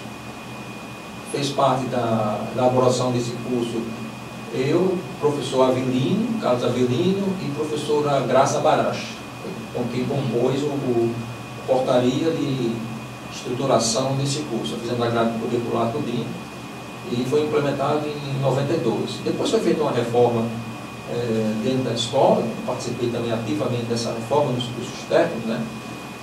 Quando foi trabalhado, passou por 4 anos, né? Aí a gente criou a área de informática mesmo, propriamente dito, né? Aí criou os cursos de informática, veio com quatro áreas, né? Eletrônica, informática, eletrônica, manutenção, parte de computação gráfica, manutenção e parte de computador, de programação. Isso a partir, acho que de 92, na reforma que teve. Aí progressivamente esse curso de informática industrial ele foi sendo desabilitado porque o curso técnico de informática ele foi implementado, né? Então a gente ia ficar com tinha professores, estava em formação do grupo de professores da área, né? Então desse período aí, de 86 até o ingresso do primeiro curso, né? Foi um momento que eu deixei o curso de eletrotécnica a partir de janeiro de 86, Marco Aurélio assumiu. Eu fiquei na coordenação de informática, certo? Com designação de portaria, tudo direitinho, legalizado dentro do organograma. E começamos a implementar outras ações de expansão da área. Foi quando, onde hoje é o setor lá de informática, a parte todinha ali, que eram as antigas oficinas do ginásio industrial, né? Ali foi praticamente tudo derrubado e construído vários ambientes, né? Aquela parte inicial para aquele corredor que dava lá para as oficinas, lá para a área de eletrotécnica e mecânica, construção civil, tá? Tinham 6 salas, cada sala tinha 6 por 13, tá? 5 por 13. E tinham 6 salas ali. Por trás ficou o curso de saneamento. Depois que o saneamento sai daquela área, a informática engloba toda aquela área, né? Toda aquela área onde está hoje, todo o departamento de gestão, né? Gestão de informática, né? A área de administração também. Então, Aí a gente começa a criar várias opções além da programação com Basic. Basic ficou somente em 84, 85. A partir de 86, nós ingressamos com aquisição, a instituição adquiriu computadores da marca Puriço, eram os computadores que eram feitos aqui em Pernambuco, né, no nível de 8 bits ainda. Depois foi feito os 16 bits. Então a gente comprou de uma tacada só, foram 32 computadores da Puriço, de 8 bits. Eram os computadores que tinham mais condições de a gente desenvolver outros aplicativos computacionais, como planilha eletrônica, editor de texto, banco de dados, né? Começou a trabalhar com SuperCalc, DBase, OnStar, que era o editor na época, né? Editor de texto OnStar. Aí depois veio aí uma programação com Clipper e outros aplicativos computacionais. A linguagem de programação, a gente tirou o Basic e foi trabalhar com Pascal, né? Aquela linguagem que para mim ainda hoje é o ambiente que se devia ensinar a lógica de programação, devia começar com o Pascal, porque ele foi montado, foi desenvolvido para isso, certo? Para você educar, formar a cabeça do aluno, do estudante, né? Na lógica de programação, na parte de gestão de algoritmo, como deve ser feito, né? Hoje em dia se trabalha muito com blocos, né? Certo? Com a linguagem de programação orientada a objeto. Mas na parte de lógica de programação, os conceitos básicos, você vê como um algoritmo básico. E o ambiente, para mim, ainda é um ambiente Pascal. Tem outra linguagem Python que você pode produzir, né? Mas no passado a gente foi um canto que devia ir, certo? Que era o ambiente de programação Pascal. Entre esse primeiro curso de informática, o pós-médio, né?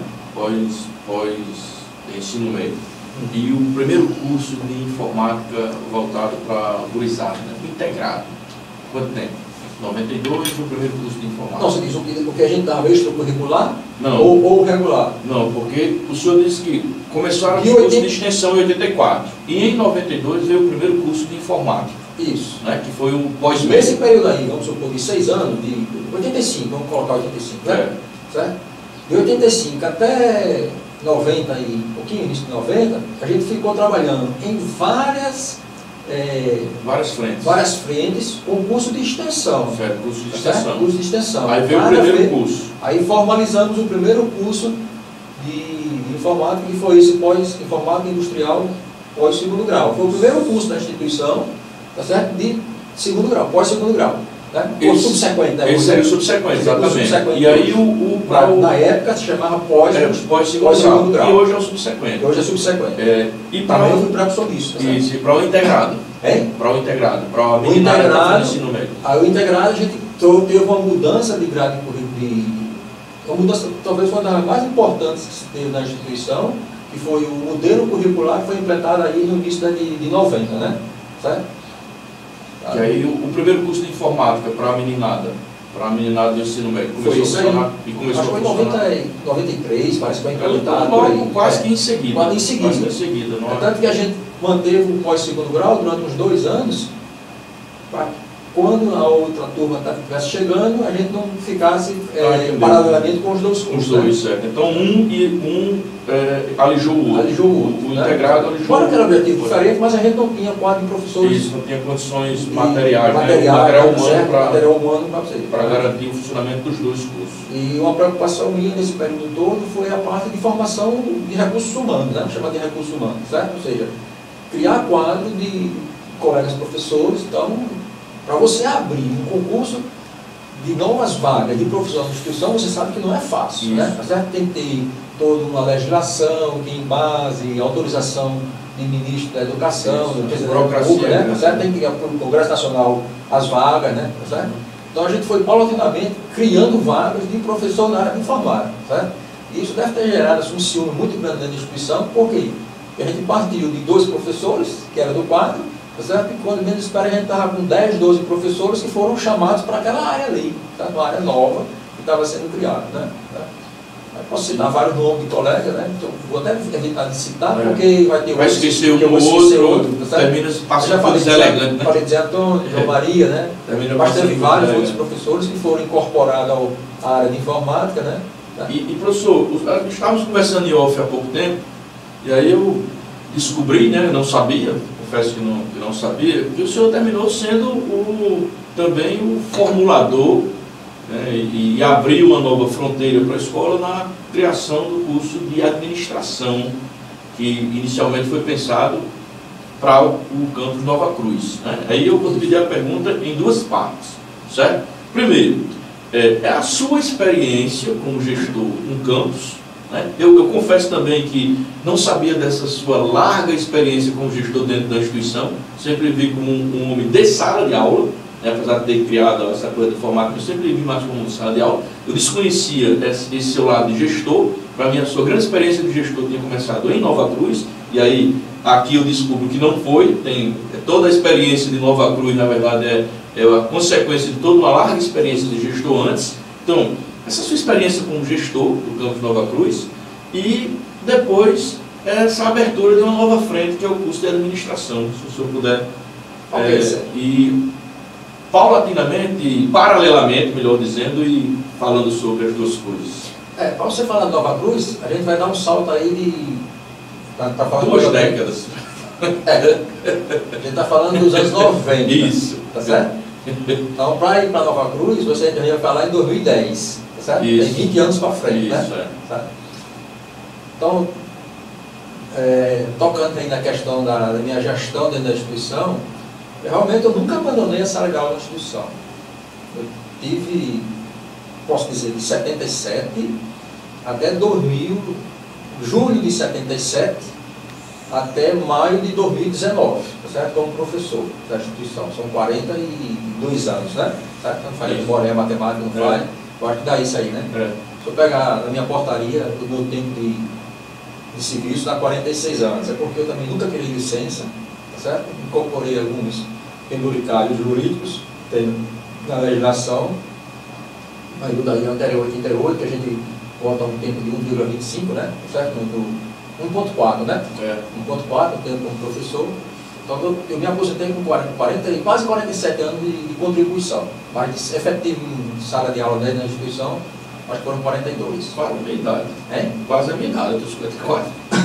Eu ainda estou jovem, certo? Tá jovem, você começou muito idoso, né? Eu comecei com 21 anos, né? Tá certo? Eu sou de 56. Comecei a ensinar com 77, né? Com 21 anos eu comecei minha vida profissional. Teve um período que eu passei na Telerner também, né? Em 79. Eu passei como engenheiro, estagiário de engenharia na Telerner. Passei um ano. Infelizmente, até pensei em ficar por lá, mas aí tem uma questão política que não tiveram condições de me absorver. Não vou entrar em detalhe aqui, não. Mas eu sempre estive na área de gestão. Quando eu saí do curso de eletrotécnica, que foi um período também de gestão muito intenso da minha parte, né? Aí eu fiquei na gestão de informática. Então, cara, todos os laboratórios da escola eu montei. Foi montado com as minhas mãos e a ajuda de algumas pessoas, mas eu era um cara de montagem de laboratório, construção de carro, tá certo? Montado de bancada, entendeu? Tudo, né? Projeto, certo? Projeto elétrico, projeto de quadros elétricos, instalação, puxar os cabos, montar tudo, certo? Rede, a parte de servidores, né? Que eu não dominava, mas eu aprendi, certo? Eu instalei, montei e operava o sistema que a gente teve no laboratório por muito tempo, que foi o sistema Novell, teve 3.5, depois foi para o Novell 4.0, né? Você que tinha alunos, Charles também, sabe que vocês tinham uma conta lá que eu administrava, dava espaço, tá certo? Eu tinha assim todo o empenho e zelo para prestar um serviço para os alunos, né? Voltando à questão da informática administrativa, na conversa que eu tive com o marido, mas você tem que criar aqui uma estrutura administrativa. Aí o Zé Antônio entrou, depois ele foi para a parte administrativa, né? Erivaldo também ficou por lá um período, dividiu um pouco o tempo, certo? Então a instituição também cuidou dessa parte administrativa, que eu não vou entrar aqui em detalhes, certo? Porque eu acho que o foco não seria isso aqui, né? A instituição cresceu no administrativo, mas o meu foco sempre foi na parte de educação, formação de recursos humanos, tanto professores como a parte dos alunos, depois aí a criação dos cursos. Tá? Então eu fiquei sempre voltado na parte de administração da instituição, fui coordenador de curso, coordenador de laboratório, tá? Até a minha saída lá, a convite do professor Belchior, para instalar e ser diretor do campo de Nova Cruz. Como se deu esse convite? Como foi esse convite? Aceitação? Esse é um novo desafio, né? Eu vou relembrar para você um fato que você passou um tempo na gestão lá no campus de Santa Cruz, né? Quando eu voltei, revi o senhor. Isso. Então, você se lembra que o campus Santa Cruz ele foi instituído em 2006, né? Pela legislação. 2006. Aí começou a construção. 2008. Isso, mas a legislação foi em 2006. Isso. Eu sei porque eu participei um pouco disso aí, tá certo? Depois aí foi recuperado a história disso aí. Então, em 2006, quando saiu os 6 campi, né? E Santa Cruz... Fase 2, né? Fase 2, né? Certo? Santa Cruz, Caicó, Paus Ferros, Apudi, né? E os outros aí. Nova Cruz, Parnamirim, São Gonçalo, ficar fora desse processo, né? Só conversando com Cid Arruda e outras pessoas também. Cid Arruda era o prefeito de Nova Cruz na época, tá? E ele entrou com uma proposta para o campus em Nova Cruz e ficou fora, tá? E ele me relata um fato que por uma visão, uma distorção de divisão do Rio Grande do Norte, Nova Cruz foi considerado como sendo Trairi, né? Sabe? Tem uma história interessante, inclusive, sobre uma maternidade relacionada a Santa Cruz, é isso. Mas continuei.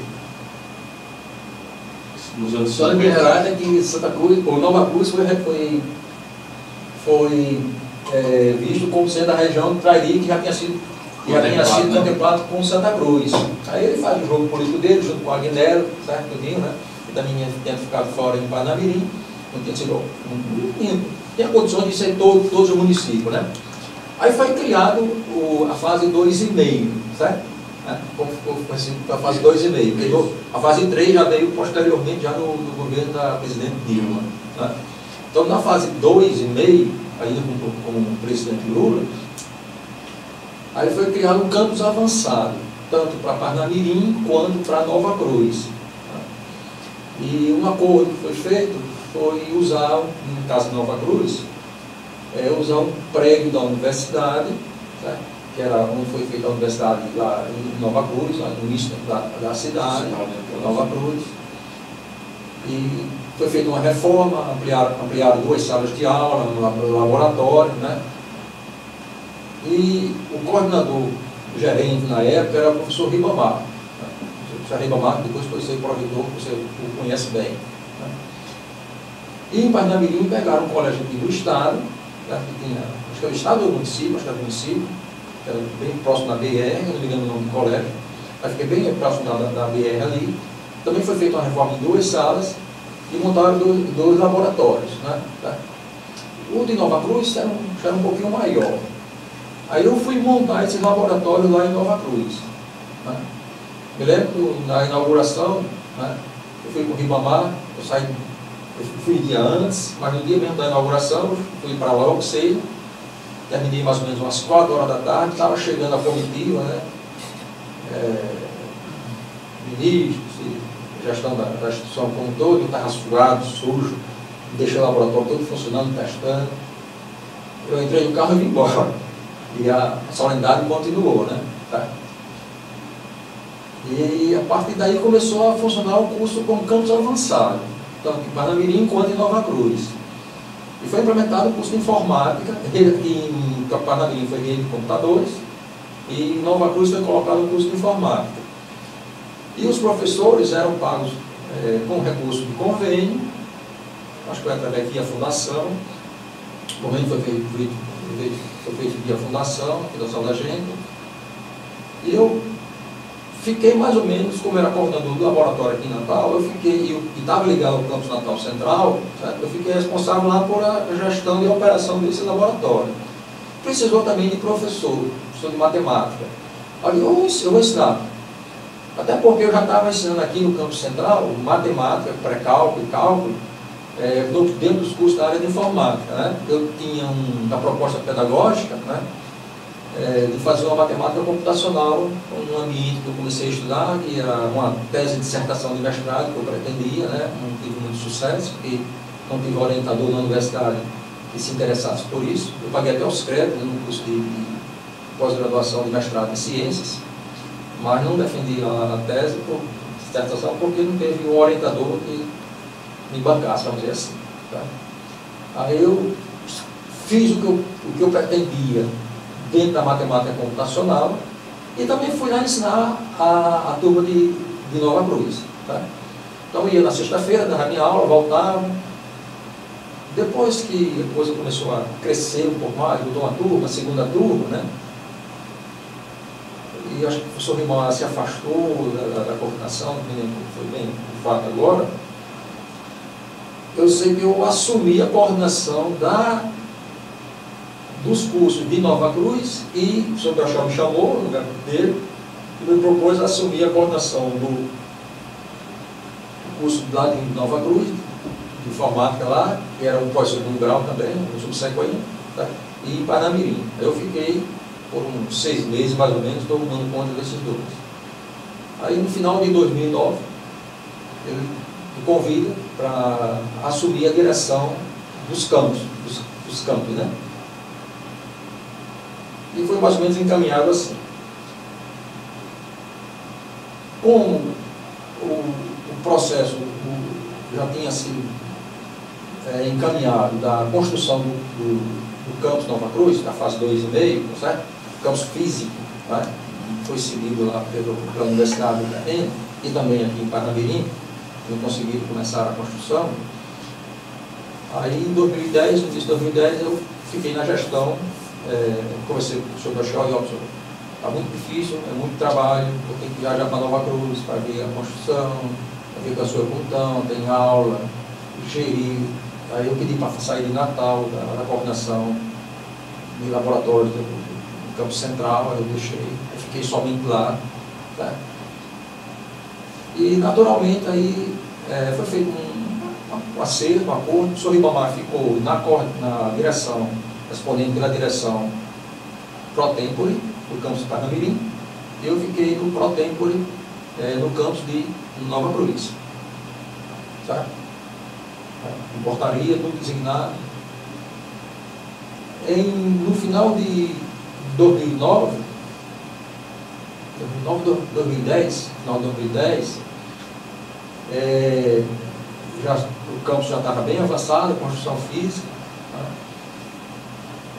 Eu comecei a tomar as providências para definir o perfil do campus. Tá? Então, uma reunião, eu preparei uma reunião, um convite para os secretários de educação, o secretário de planejamento, os prefeitos, já no prédio lá da universidade, que a gente tinha disponha na época, era da universidade, mas estava sob a nossa gestão. Era um prédio grande, tá? Não era coisa pequena não.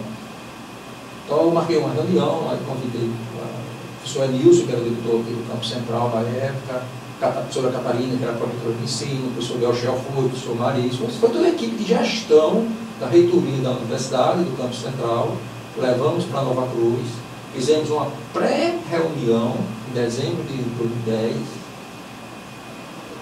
para definir, isso está registrado no histórico do Campus Nova Cruz, né? Eu deixei isso bem registrado lá, enquanto estava na gestão, acho que não deve ter apagado, deve estar por lá ainda.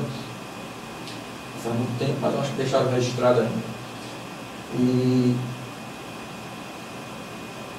a gente discutir quais os cursos que podiam ser encaminhados. Certo? A minha preocupação é porque eu já tinha conversado com o professor Ivan, professor em Catarina, aconteceu na Zona Norte, alguma coisa que estava acontecendo, por exemplo, também em Parnamirim, que queriam colocar um curso de aviação, né, manutenção de aparelho de aviação, aeroporto, né? Ou seja, ia tomar rumos que a gente às vezes podia perder o controle sobre isso. Tá? E uma audiência pública, você sabe que muitas vezes toma rumos que a gente às vezes não tem mais como retornar, né? Foi também sendo meio voluntarioso, né? Aí eu elaborei mais ou menos uma pré-proposta, apresentei ao grupo, certo? E foi mais ou menos já encaminhado alguma coisa. Aí na reunião eu sugeri que a gente poderia colocar um curso de administração para o campus. Por que eu propus isso aí? Quando eu terminei meu curso de engenharia na universidade, eu logo segui, no ano de 1981, né? Eu fiz vestibular em 80, final de 80, e ingressei em 81 no curso de administração na universidade. Tá? Isso foi um dos motivos depois que eu precisei abandonar o curso, porque quando eu comecei a fazer especialização, eu não podia ficar com 2 matrículas, em administração, e não podia ficar com a especialização. Me chamaram e disseram, você não pode ficar, tem que... Aí eu optei por fazer a minha especialização. Eu tive que trancar o curso de administração. Mas eu cheguei a cursar ainda uns 3 a 4 períodos do curso de administração. Minha cabeça era normal que a gente engenheiro, né? A gente cai muito na área da administração. Então eu achei importante isso na minha formação, eu adquiri esses conhecimentos de administração.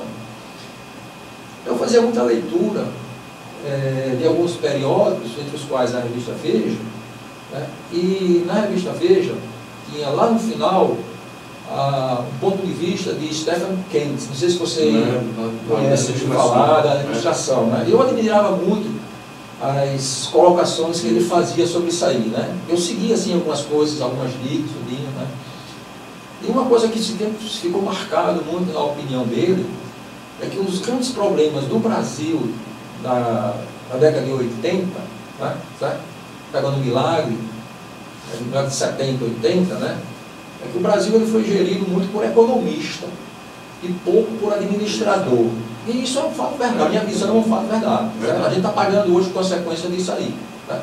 Então foi dominado aí muito pelo pensamento econômico, gestão econômica, macro, e a parte de gestão, que eu acho que só foi retomado um pouco isso com qualidade, na época que Sarney entrou, quando a Aloysio foi para o Ministério, e ele começou a fazer alguma área de gestão.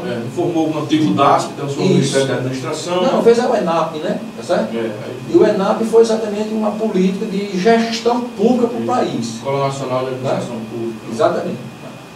Então eu tinha mais ou menos esses sentimentos aí dessas leituras que eu fazia, tá certo?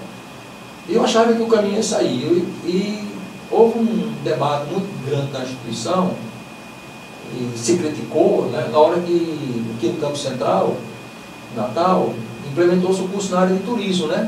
Tá, lazer e turismo, a parte de turismo, né? Turismo, hotelaria, né? Não, porque não é um curso técnico, não sei o que mais lá, um curso técnico industrial, né? Vamos chamar assim. Então fugiu do normal. Então o curso de turismo ali, eu acho que foi o primeiro momento que fugiu-se um pouquinho do boxe. Aquela boxe bem de engenharia, né? Que é exatamente. Bem engenharia, a engenharia, a parte industrial, vamos dizer assim, né? Sabe? Aí a administração, ela vem naturalmente, eu acho que começar a preencher esse espaço, e foi para a minha visão aberta um pouco pelo curso de turismo. Aí eu propus mais ou menos o curso de administração.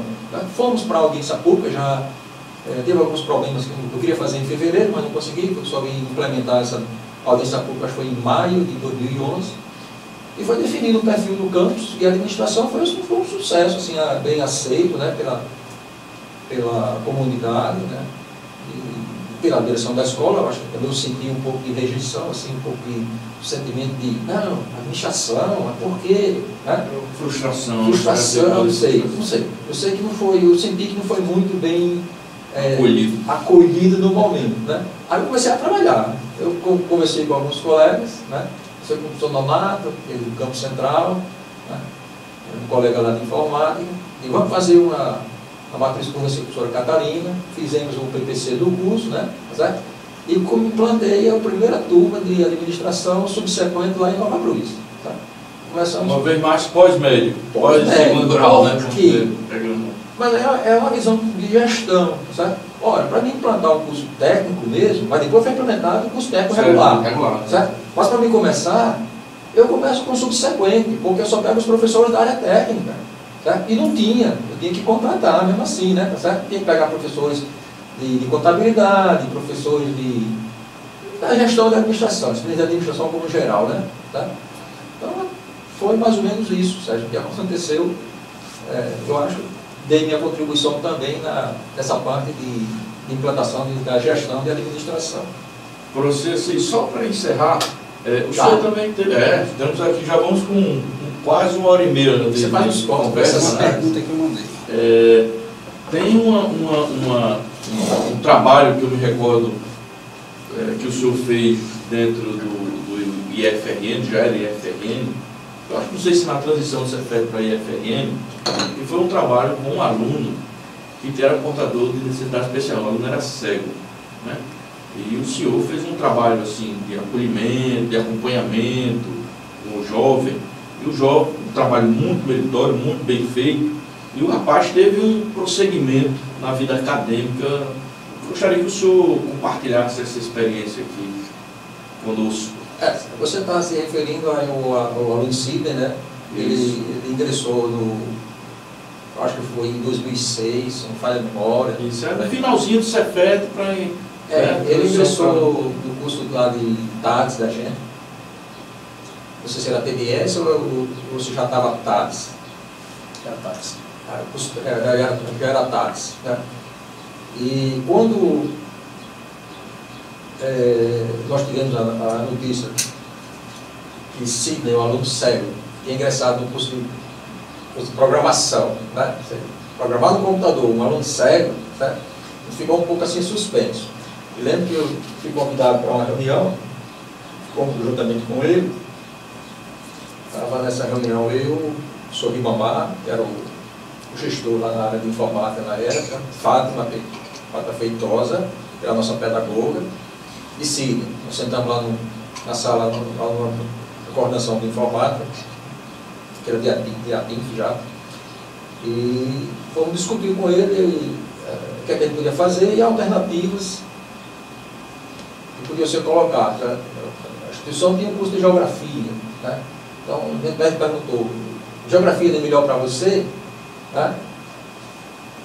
Eu me lembro depois, conversando até recentemente com ele, ele disse, tem um cara lá que ficou assim, pegando nos calcanhar, batendo duro, porque eu fui muito crítico no sentido da acepção da palavra, certo? Saber o que a gente podia fazer com ele e se era realmente aquele curso, aquela escolha dele era o ideal, o que ele queria mesmo, né? Certo? Aí Sidney é um aluno fantástico, um rapaz inteligentíssimo, né? Certo? Teve uma educação familiar que permitiu a desenvoltura dele, né? E saiu da reunião, certo? E a gente começou a tomar as providências para que ele tivesse o melhor acolhimento da instituição. Né? E o senhor Getúlio Marques já estava no Ministério, e a primeira providência foi comprar comprar uma impressora, tentar comprar, né? Comprando depois uma impressora Braille. Né? E eu comecei a manter contato com o Sidney, fui no centro administrativo, que tinha um órgão do Estado que fazia essa parte de impressão em Braille. Eu sei que no final das contas, eu aprendi um pouco de Braille, Sidney me ensinou muita coisa, eu ensinei muita coisa a Sidney, tá certo? Fiquei sendo não um tutor, mas uma pessoa que deu apoio a ele, dentro lá da nossa gestão, né? A gestão era conjunto de professores, pedagogos, professores, eu era mais um, certo? Tá? E procurei fazer o máximo possível para que ele tivesse a aprendizagem que todo mundo deve ter, tá certo? O acolhimento que as pessoas precisam ter. Tá? Então essa foi a minha ação. Tá? Eu evoluí, ele evoluiu, tá certo? Nós depois nos tornamos amigos. Tá? De vez em quando eu ligo para ele, já chamei ele levei ele para, quando eu estava na direção de Nova Cruz, levei ele para a palestra lá, para motivar e mostrar a experiência de vida dele e a nossa da instituição. De vez em quando eu sou chamado aí para alguns colegas de outros campos. Recentemente eu fui chamado para Nova Cruz, para Currais Novos, para dar uma palestra, para mostrar essa experiência. Infelizmente eu não pude ir, foi exatamente o dia que eu estava tinha feito a cirurgia de catarata, certo? Estava impossibilitado de me locomover, o controle de colírio tem que colocar, certo? Aí eu não pude ir, até que eu amargo mais na frente, que está sendo mais ou menos esse período agora. Estou saindo desse processo da cirurgia, estou sem óculos, está me vendo sem óculos pela primeira vez, né? Então está me incomodando, estou usando aqui um Ray-Ban por causa da claridade da luz, tá? Aqui está tranquilo. Então, a experiência de Sidney foi essa. E eu também fui ser professor dele, logo a seguir. Ele entrou, logo depois eu fui trabalhar com ele com a disciplina de pré-cálculo e cálculo que eu ensinava no curso de TADS, né? Eu era professor na disciplina de pré-cálculo e cálculo dentro do curso de TADS e de rede de computadores, né? Ele fazia TADS e eu ensinava. Mas ele tinha uma deficiência muito grande de matemática, advindo da formação dele, né, durante o período, né? E montei algumas estratégias, tá certo? Depois dessas estratégias que eu desenvolvi, eu soube que passou a ser padrão aí em outros cantos para utilizar. Por exemplo, você tem uma ideia, eu fiz com que Sidney, segundo o relato dele posteriormente, ele enxergasse a relação que tinha, por exemplo, entre a equação do segundo grau e o gráfico. Ele via a equação, mas não conseguia compreender o gráfico, né? Sabe? Mas eu usei estratégias, eu usava o meio, do mesmo jeito, era no computador, a aula dele era no computador, mas aí eu marcava com ele um outro horário. Tá? Ele não podia ficar somente no horário da aula. Tá? Então eu tinha um outro horário, tinha outros alunos que eram muito ligados com ele, também tinha deficiência. Eu lembro de um aluno, era Paulo, que era muito amigo dele, e eu os dois, levava para o laboratório, eu abria um outro dia de atendimento, tá? Que era praticamente uma outra aula com ele. Tá? E a construção, por exemplo, de uma parábola, só para citar. Aí eu pegava o dele, jogava, imprimiu na tela, aí eu pegava o dedo dele e fazia o movimento, ó, que é o eixo Y, aqui é o eixo X, aí voltava, aí digo, ó, aqui está o início da parábola, aí eu desenhava a parábola, lia para ele os pontos que tinham de interseção, preparava isso também em papel, tá certo? No início eu queria fazer, por exemplo, usar alguma coisa tipo uma lixa, que ele tivesse uma certa sensibilidade quando passasse, ó, nem bote isso aí porque lixa ninguém se usa porque vai desgastar o tato dele, né? Certo? Então a gente começa a aprender as questões, né, que envolvem essas pessoas com a deficiência, né? Certo? Por causa dele é deficiência visual, ele não serve total. Né? Então, eu cheguei a fazer, por exemplo, gráficos usando bordado. Minha esposa tinha uma bordadeira eletrônica, né, uma máquina de bordar eletrônica. Eu botava num tecido plano, ou seja, um tecido rígido, tipo camisa, tecido de camisa, aí bordava e a linha ficava em relevo, né? Tá certo? Mas aí era muito mais complexo, muito mais trabalhoso. Aí minha esposa disse, por que você não usa a carretilha que eu tenho aqui, que é de marcar tecido? Aí deu o estalo, certo? O que é que eu fazia? Aí foi quando eu cresci muito em preparação de material para ele, e ele teve o desenvolvimento de aprendizagem. Eu gerava, por exemplo, o gráfico. A questão mais complicada seria a parte gráfica, né? Porque o texto, ele lia muito bem braille. Então eu gerava o braille, imprimia e entregava para ele. Tá? E o gráfico eu imprimia o gráfico, fazia o reverso desse gráfico, ou seja, dava um giro no gráfico, fazia o negativo, vamos chamar assim, certo? Por trás eu pegava a carretilha e passava por cima das linhas ou da curva e marcava, né? Certo? Quando virasse o papel, estava no direito, né? Ok? Pronto. Só que, por exemplo, o texto que tinha a equação do segundo grau, eu tinha mais ou menos 20 gráficos desse, para um tópico. Só que eu tinha que preparar com antecedência, certo? E entregar com ele no dia que ia para a aula. Entendeu? Então isso é uma coisa que dá trabalho. Muito trabalho. Mas, eu acho, por outro lado, a gente cresce enquanto ser humano, enquanto professor, em desenvolvimento de recursos didáticos, né? E depois eu soube que isso aí, no gráfico da carretilha, passou a ser utilizado em outras instâncias, em outras instituições, né? De uma experiência que eu tive com ele. Teve orientação, por exemplo, de um trabalho de uma pedagoga de Nova Cruz, certo? Ela fez entrevista comigo, bem, umas 3 ou 4 vezes, vários momentos, né? E gerou uma dissertação, acho que foi de doutorado dela, tá? Infelizmente eu não fiz, era para ter documentado, né? Certo? Eu ia ser o autor da experiência, mas meu trabalho era com a aprendizagem dele, entendeu? Isso é que me interessava. Professor, o senhor foi professor de várias gerações, né, na escola. Né? Com 40 anos de experiência lá, foram vários alunos, né? Uma infinidade de alunos passaram pelo senhor. Um ex-aluno seu, que é seu fã, sabendo que nós íamos ter entrevista, encaminhou uma pergunta para mim, que é a pergunta de encerramento. Certo. Como é que o senhor se sente vendo vários desses alunos, ex-alunos, voltando, né, trabalhando com o senhor, com um colega agora, e aí alguns até exercendo funções dentro da instituição? Como é que o senhor se sente assim? Sérgio, antes de responder essa pergunta especificamente, eu posso também complementar. Claro. Uma outra experiência que eu tive, essa foi bem recente, acho que nosso colega Charles presenciou. Recentemente, dentro do curso técnico de informática, nós recebemos alunos surdos, né?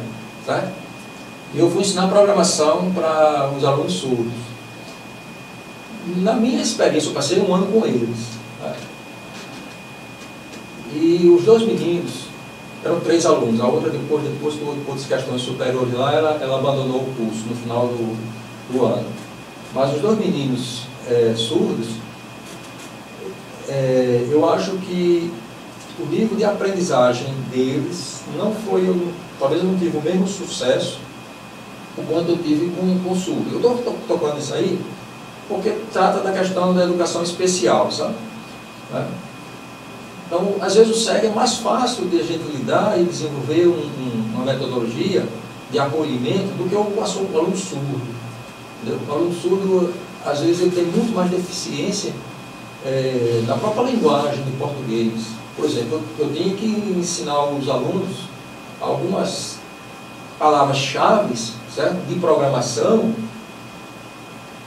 que usava palavras como se, tu, que era o para, certo? O if, né? Se, aí, tu, que é o para, mas ele não sabe o que é o para, certo? Não sabe o que é o de. Então, porque ele não tem, na linguagem do surdo, no dia a dia, na língua portuguesa, eles não têm aprendizagem. Certo? Então, eu senti a dificuldade com eles de aprender algumas partes, por exemplo, numérica. Ele não tem um domínio do conceito de números muito bem. Então, eu acho que foi... Eu fiz um bom trabalho, eles passaram na disciplina, o objetivo não era reprovar ou aprovar, era que eles evoluíssem, eles evoluíram. Tá? Mas a evolução que teve em relação aos meninos, eu acho que foi muito mais satisfatória, maior. Tá? Mas, voltando à pergunta que você me fez, né? Eu tive vários colegas, temos vários colegas amigos hoje, certo? Que compõem o quadro de informática, que foram meus alunos no passado. Né? Posso citar alguns, Charles é um deles, né? Eduardo Braulio, por exemplo. Eduardo Braulio fez pós-doc, né? Na França, né? Foi meu aluno. Tá? E para mim, eu acho que o grande mestre é aquele que seus discípulos o suplantam. Para mim, eu fico muito satisfeito em encontrar esses alunos, eles muito mais ranqueados, ou muito mais bem qualificados, né, em termos intelectualmente, mas bem instalados aí em seus diversos órgãos que estão trabalhando, instituições, e avançam na vida. Eu acho que isso é uma coisa normal da gente, certo? É triste se a gente trabalhasse com nossos estudantes e não desejasse que ele tivesse sucesso na vida. Ele não achar um fracasso nisso. Exatamente, tá certo? Então, para mim, eu tenho a maior satisfação do mundo quando eu vejo um aluno que ele está em tal órgão, está em tal posição, tá certo? Eu cresci assim, né? Eu nunca tive atrito nenhum, com aluno nenhum, sempre o reconhecimento da parte deles é pleno, tá? Eu gosto muito de dizer para meu filho, né? Só tenho um filho, com 33 anos agora, né? Fez 2 engenharias, engenharia civil, elétrica, está trabalhando agora fazendo curso de gastronomia. Né? E eu sempre falo com ele, tá certo? Que a maior coisa que eu tenho na vida, tá certo? É quando eu encontro as pessoas que foram meus ex-alunos e a recepção, o acolhimento, que eu sinto, reconhecimento, entendeu? Então, isso é um momento, acho ímpar na vida de uma pessoa. Né? Então, para esse colega aí que fez a pergunta, né? Tá? Acho que passa na cabeça dele e de outros também. Tá? Eu acho que é isso, certo? Não tem segredo não. Eu acho que tem que ter humildade. Né? Eu sempre tratei todos eles com carinho, com respeito. Né? Tem um poema de Paulo Freire, né? Que faz parte de uma poesia, acho que é uma poesia de um livro, A Escola, né? Tá certo? Inclusive isso eu deixei registrado até lá no meu discurso de posse lá no campus Nova Cruz, né? Que aluno, seguidor, professor, diretor, o Paulo Freire usava outras expressões lá, mas seria o contexto disso aí, tá certo? Somos gente, somos pessoas, certo? Como pessoas a gente tem que tratar todo mundo. Né? Então acho que a coisa mais normal é isso aí. É certo. Professor, fica aberto o microfone, as câmeras, para que o senhor se despeça. Foi uma honra recebê-lo aqui. Eu só tenho para agradecer o convite, né? Estou aberto aí os momentos, né? Outras passagens. Né? Esperamos contar em outras vezes com o senhor por aqui. Estou hoje, vou dizer, aposentado, estou na minha casa, tá? Cuidando lá do meu jardim, né? Minha grama. Né? De vez em quando dá uma saudade e pego um tema lá de eu estudar. Estou pensando a estudar, voltar a estudar um pouquinho matemática, que é uma paixão assim minha de formação, né? Acho que a matemática é um cálculo, outras áreas da matemática é uma coisa que é importante para todo mundo, né? Essa semana agora eu vi uma declaração que saiu acho que vocês viram aí a imagem do buraco negro. Sim, do centro da Via Láctea. Centro da Via Láctea, né? Certo? Aquilo ali tem uma menina brasileira, uma menina de Minas Gerais, né? Certo? Não recordo o nome dela, mas eu li um pouquinho a respeito, né? Ela é formada em matemática, tem adoração por matemática, acho que ela também é física, também estudou física. Né? Mas ela diz, ó, a matemática é uma linguagem universal. Né? Infelizmente, as pessoas têm medo de matemática. É a linguagem da ciência. É a linguagem, é a metadisciplina, certo? O metaconhecimento é a matemática. Né? Por exemplo, hoje o universo está... teoria do universo, né? Para onde é que nós vamos, o que é que nós somos, certo? Está num dilema, né? Entre o macrocosmo e o microcosmo, né? Ou seja, a teoria da relatividade geral de Einstein e a mecânica quântica, está num impasse aí no encontro dessas duas, a interseção dessas duas. Por quê? Porque não teve uma evolução satisfatória da matemática que chegasse a equacionar isso aí. Tá? Às vezes eu gosto de ler um pouquinho sobre isso. Né? Tá? Esse é o meu hobby de leitura, essa parte de astronomia, astrofísica, né? Essas questões aí. Né? Multiverso.